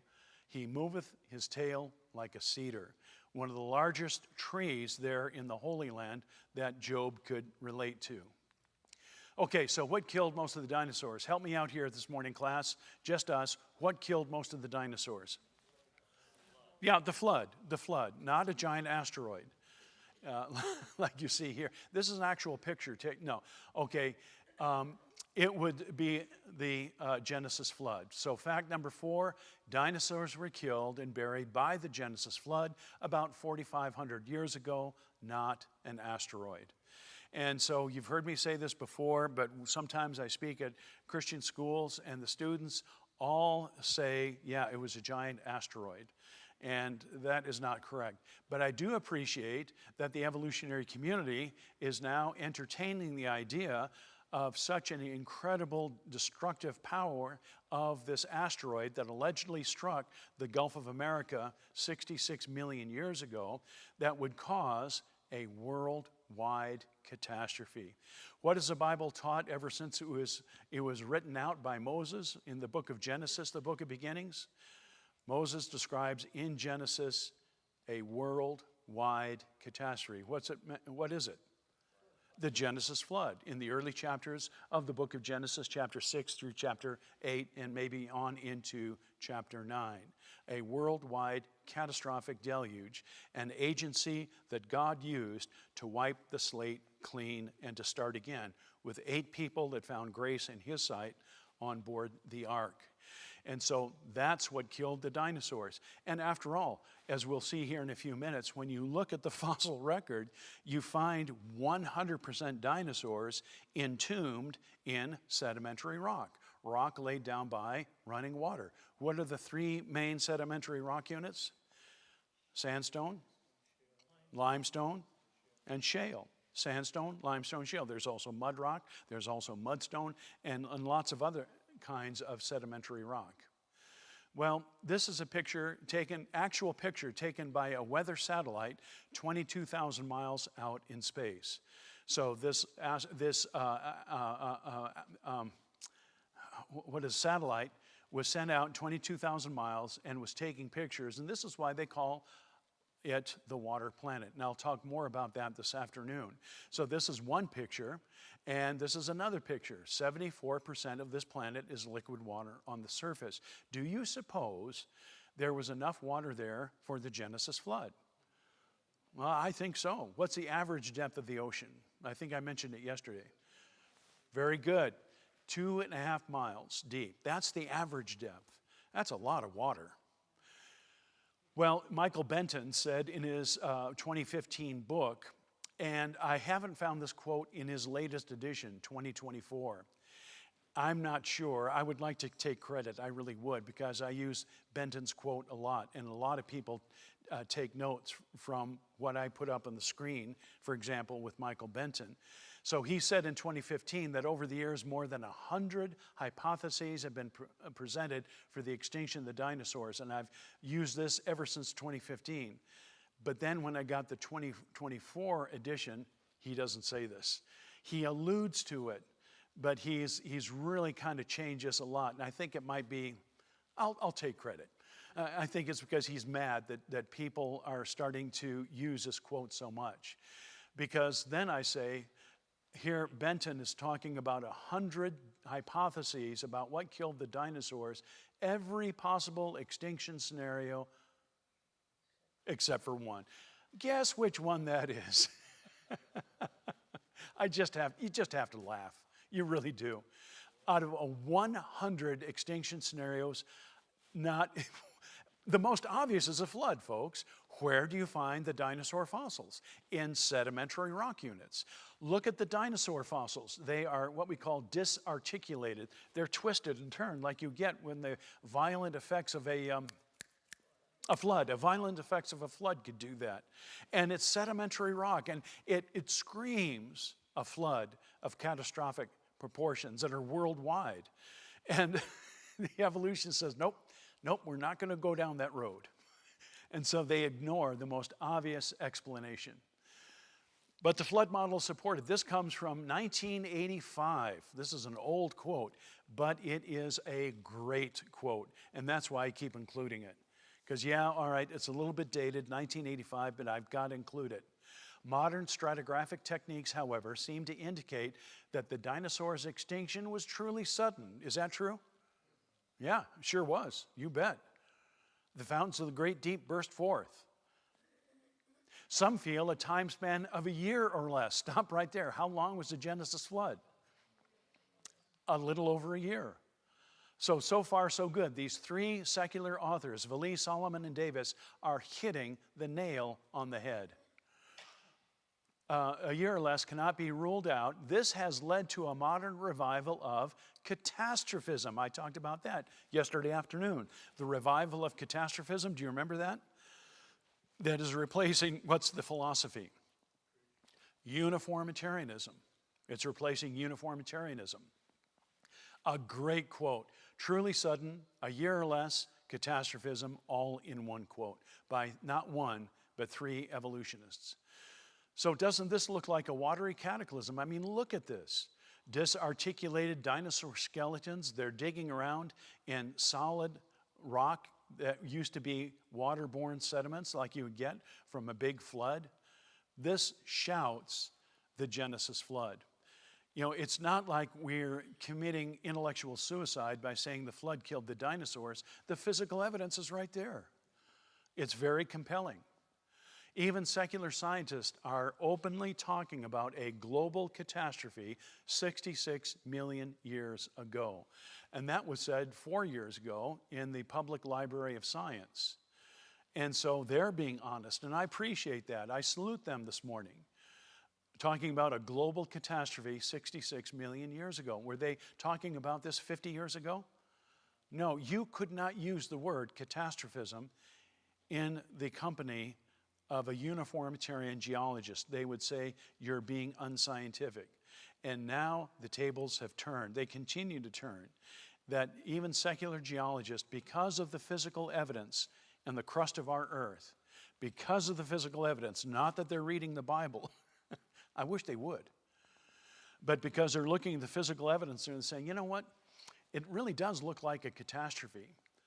And so they're beginning to say it out loud now, talking openly about a global catastrophe. What does that sound like? It sounds like they're agreeing with what the Bible says, because the Bible says that the Genesis flood was a worldwide catastrophe. We haven't moved from our position, but who has moved? The evolutionists have moved, and they're standing side by side with the creationists, at least when it comes to this worldwide catastrophe. Well, maybe a flood. A new study shows that dinosaurs and other continental vertebrates remain diverse in Europe up until the asteroid impact 66 million years ago.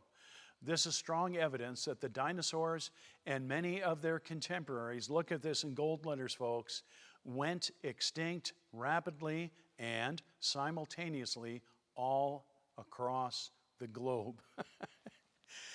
If somebody said to me, Dr. Sherwin, how would you explain the Genesis flood in just one sentence? In the one sentence, I would say this. You know, the Genesis flood caused the dinosaurs and all life that breathed air on Earth to go extinct rapidly and simultaneously all across the globe. That's biblical. We're describing a flood right there. And so this is Science Daily a decade ago. They might as well have said it this morning. And so I think this is a great quote. I got to share this. Rapidly and simultaneously all across the globe, it's like the fountains of the great deep burst forth.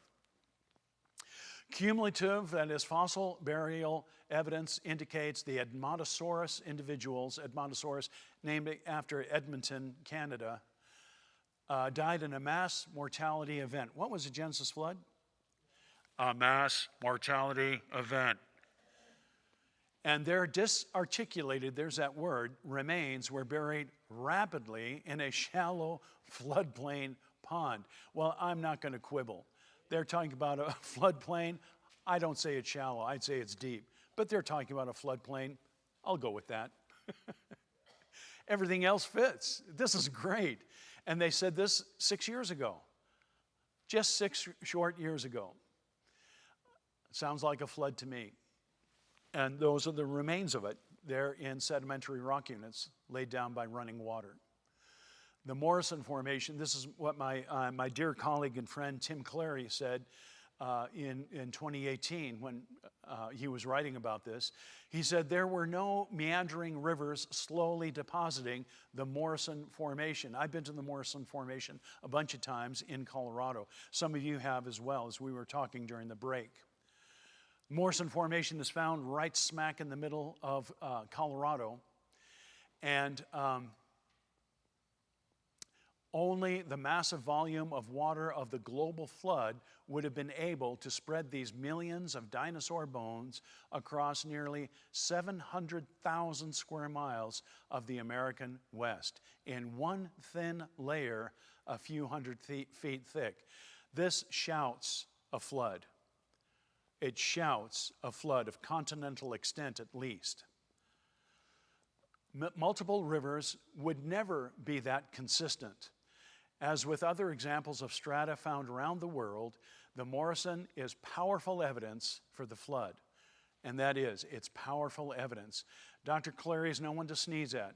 I am good friends with him. He and I and our wives went together to Hawaii. We were suffering for the Lord, and we went to Hawaii, and we spoke at the Calvary chapels. There's a number of Calvary chapels in Hawaii.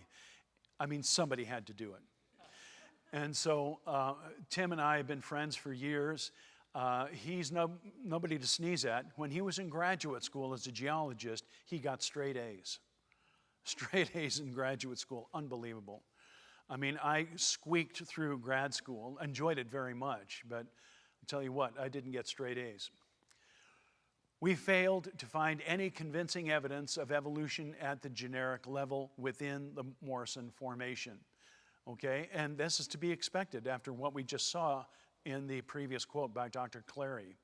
They failed to find any convincing evidence of evolution in the Morrison Formation.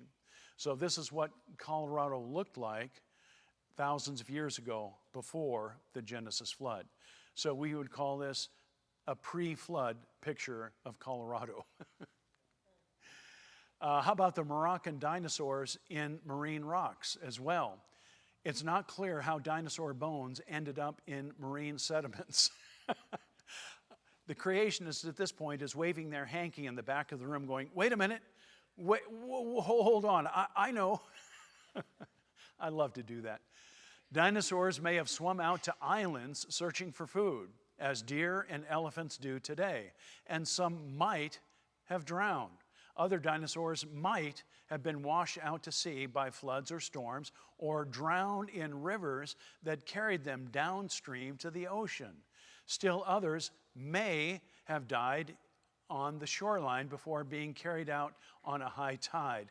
But some improbable series of events transported dinosaurs into the oceans.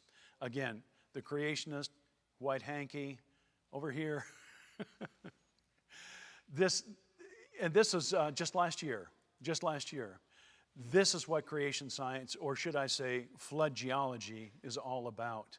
Here, the evolutionist, you're shooting the arrow at the bullseye, getting closer and closer to the bullseye, and then all of a sudden, at the 11th hour, it turns 90 degrees, and they miss the mark.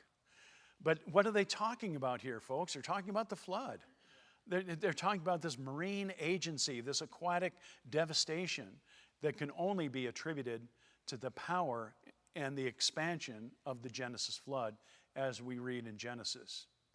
Well, here's Dreadnoughticus, and we'll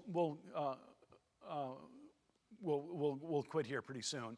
The Patagonian rocks from which it was pulled suggest that the young animal's life was cut short in a catastrophic flood.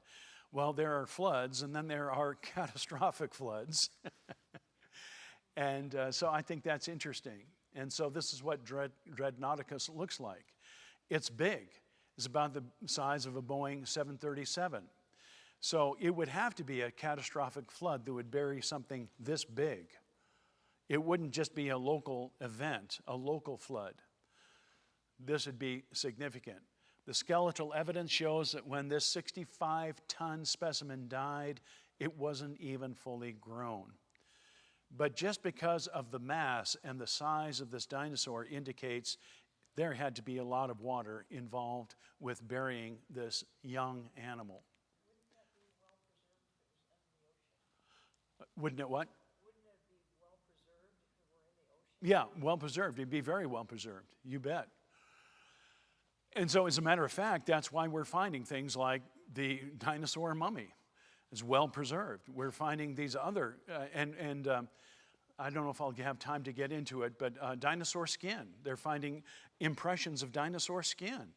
And we can tell the pebble texture of the skin of a dinosaur because the mud came up against it during the flood, and then it solidified and turned to stone, and you cut it open, and we can tell right down to intimate details of what the construct of the skin of a dinosaur looked like.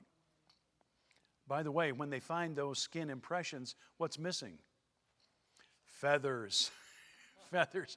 Remember, dinosaurs supposedly evolved into birds, but every time we find these skin impressions, where are the feathers? Scientists hypothesize that this tyrannosaur was buried either in a river channel or by a flooding event on the floodplain, keeping the skeleton intact. And this was said in 2017. Again, keep going back to the agency of a lot of water, flood-like conditions. So dinosaurs had to die in just the right circumstances in order to be buried. I'll buy that. This means that they had to perish in places where sediment was being deposited rather than being eroded away. I'll certainly buy that. Yeah, we're describing the flood here, the Genesis flood, even though this Brian individual said this in 2015. He's not a creationist. But look at this. This was all buried by floodwaters 4,500 years ago. The skeletons are disarticulated. 110 million year old Bordipella Mulachai discovered in Alberta, Canada. Finding the remains of an armored dinosaur, as you see here, that was washed far out to sea was a huge surprise, Dr. Henderson says. The fact that it was so well preserved was an even bigger surprise. Well, folks, it's not really that surprising if they were suddenly and catastrophically buried by the flood. As a matter of fact, it's not surprising at all.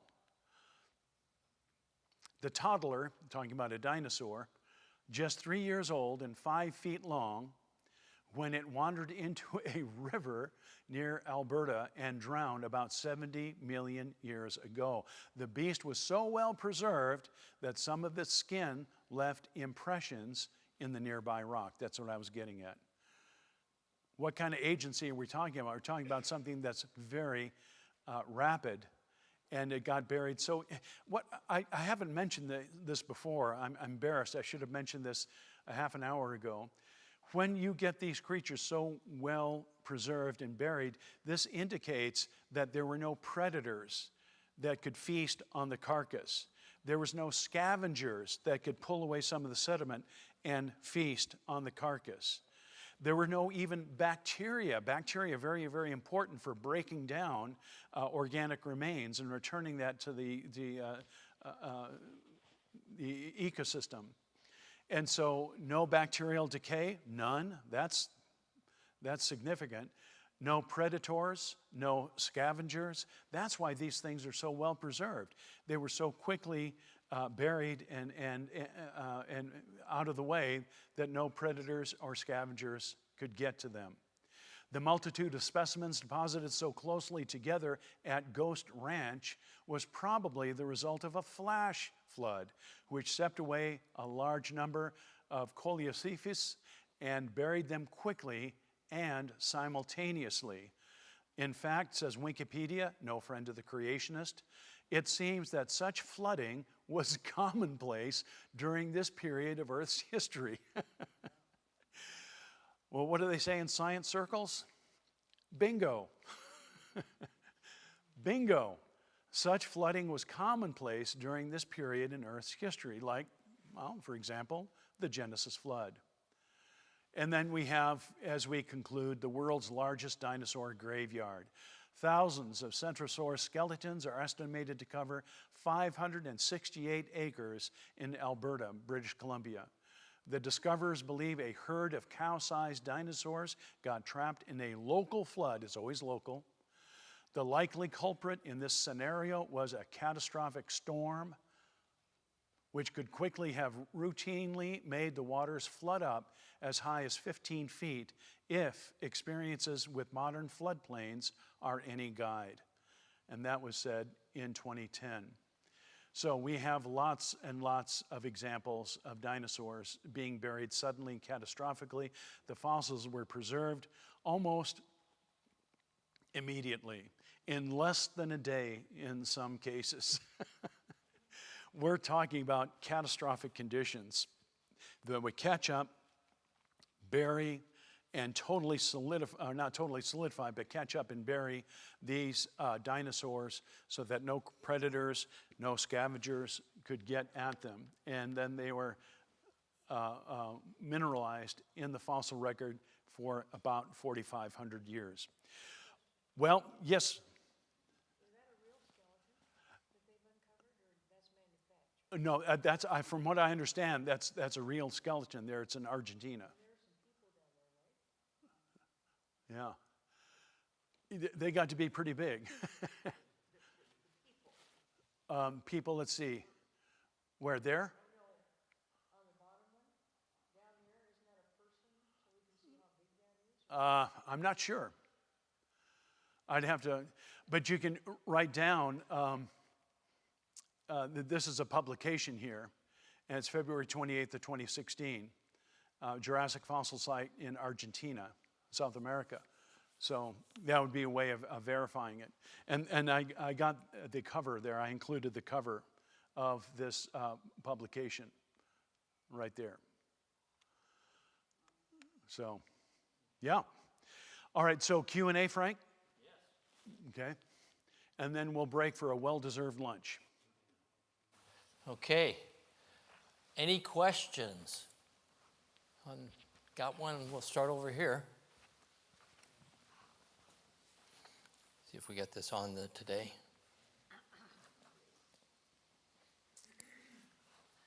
There you go. Yeah, great. So you showed a slide which showed some data from carbon-14 dating. And Yeah. I was wondering, at that point, what is their baseline, for that dating? Because it seemed like it was even in the 10,000s of years. So how do they even come up with something to even do that?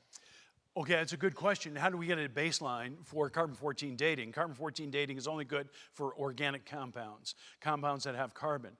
But how do you get a baseline to begin with? Well, it's kind of interesting. In Europe, they have gone to cathedrals, and they know the age of the cathedrals, which are centuries and centuries old, but they don't stop there. They get scaffolding, and they go up into some of the rafters that have built the cathedrals, and then they drill into the very center of the rafters, which are made of wood, and they know approximately how old the trees were that built the cathedrals, and they got the sample in the center of that rafter of that tree, and that comes down to a pretty good baseline as to how to date other carbon-based materials.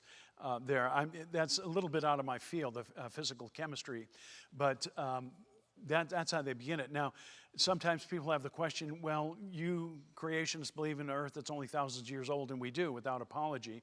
And when we're talking about these vast evolutionary ages spanning hundreds of millions of years, I wouldn't lose sleep when they do carbon-14 dating of the soft dinosaur tissue and they don't get, for example, 4,500 years. We wouldn't expect that because it's secular scientific technology and laboratories that are doing the work. But if they get just thousands of years for right now, folks, is what we're discussing, I would have no problem with that.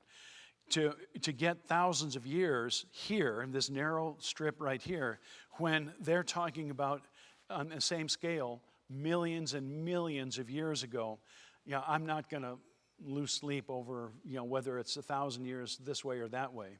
Some people do, and I understand that, but for now, we'll take those thousands of years that the evolutionists date this C14, the soft tissue, with. And the evolutionists understand that. They understand what happens when they get soft dinosaur tissue and only get thousands of years. That ruins their long ages, at least when it comes to dinosaurs. Yes, ma'am. The dinosaurs died in the flood, except the two that were on the ark. Why wouldn't they reproduce like the rest of the animals do? Yeah, 2 or more. So there's more than just 2 dinosaurs in the ark. You know, we're finding new species all the time, every month. We're finding new species, and it just shows that there's a lot of genetic variation within the genome of the dinosaurs. And so we're not sure how many different kinds of dinosaurs went on the ark. There might have been a number of different kinds, but remember how small they were, just the juvenile dinosaurs. So what was your question? Why wouldn't they reproduce like the rest of the animals? Why don't we have dinosaurs? Oh, yeah, okay. Well, you got to remember, dinosaurs are unique reptiles. They're not the traditional reptiles like a lizard, but they're unique in that they're only dinosaurs. So the dinosaur reptiles or classification are unique only to that group, the dinosaurs. And so it's hard to say scientifically why they didn't make it. Like in the pre-flood world, they were ubiquitous and they reproduced a lot in the pre-flood world. But then when the time of the flood came and God brought the representative dinosaurs on the ark, they stayed on the ark. After a year, they came off the ark. It was a very different world. I never use the word, forgive me, climate change. I don't use that word usually, but the climate was probably significantly different after the flood as before the flood. And I gave one example about Stegosaurus, very small mouth. It had to eat all the time in its waking hours. Well, when after the Genesis flood, you didn't have that vast supply of vegetation in the pre-flood world after the flood. So that probably was not conducive for the survival of these, for example, the Stegosaurus. And the same thing went for the other dinosaurs that grew and repopulated or attempted to repopulate the earth. A lot of people saw dinosaurs as a threat, and so they were ready to kill the dinosaurs. And so there was probably a lot of, and we can only speculate, right? We can only speculate, but we think possibly that there was a lot of hunting going on and that the dinosaurs simply were not able to adapt to this new environment. So, you know, it's a good question to ask, and you know, we just don't have all the answers there as yet, but that's why they call us the Institute for Creation Research. Okay, we're still researching.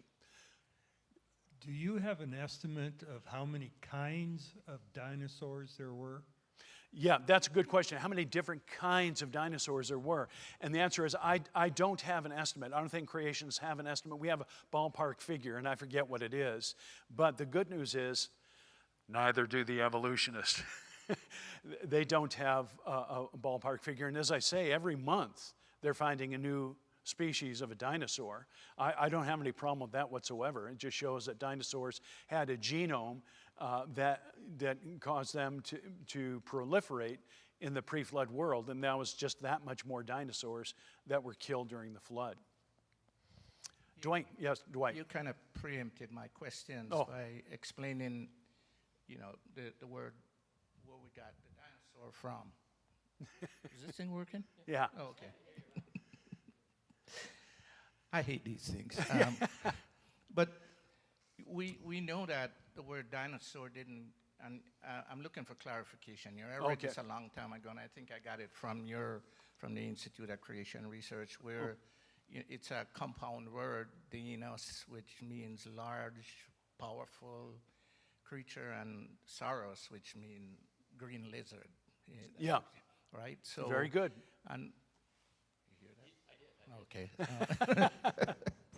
Yeah, so it wasn't until I think 1840 that Dr. Richard Owens, Richard Owen, very good. the paleontologist, that came up with that word. So The word we wouldn't dinosaur. have found that word in the Bible, Right. because it wasn't until, like you said, the 1840, which was even long after the printing of the 1611 King James Version of the Bible. Yeah, centuries before.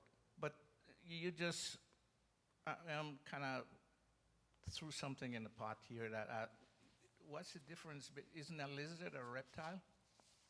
Yeah, lizards are reptiles, and dinosaurs are what we call a different kind of reptile. They are uniquely dinosaurian, that's what we say. So they have the traits, the characteristics of a reptile, but they aren't the reptile that is traditionally thought. And the big difference is the anatomy of the skeletal anatomy. The fact that God designed the dinosaur so it could support its huge bulk, its huge girth. And so Jesus designed it so that the legs came straight down and they could walk like this. And the lizards are you know, they're funny looking guys, and they swing their hips and everything like that. So there's other differences as well. We have the lizard hip dinosaurs, the bird hip dinosaurs. It's called the ornithischian dinosaurs and the saurischian dinosaurs. And I don't get into all that because it includes just a lot of, you know, boring words. But Okay, we've got a couple more questions. Wow. Let's see how well we can do. So regarding the Yucatan incident, evolutionists claim that was a worldwide catastrophe that wiped out dinosaurs. I'm trying to understand how an asteroid impact on one side of the Earth will kill dinosaurs on the other side. good question, good question. And it caused what Carl Sagan's favorite theory called the nuclear winter. And so it was such a catastrophic explosion in the Yucatan Peninsula that it sent up a roiling mega cloud of debris and dust and everything else that changed the environment, dropped the temperature significantly, a nuclear winter, quote unquote. And so I like to say it was a very selective extinction. It just killed those pesky dinosaurs. Didn't seem to kill much else of anything, just those dinosaurs. So it's not a very good explanation for the destruction and the extinction of the dinosaurs because it's so selective. Yeah. Just to follow up, if they say that event happened about the same time, a worldwide event, I guess there's an assumption that if creationists say there is a worldwide event, Yeah. that maybe it would have happened about the same time in their minds. I'm not sure I said that clearly. Yeah. But my point is, if there was, instead of an asteroid impact, if there was a worldwide deluge, the Earth would have been wet. So would there have been a debris field if an asteroid did impact a wet Earth? Wow. Good question. I've never been asked that one before.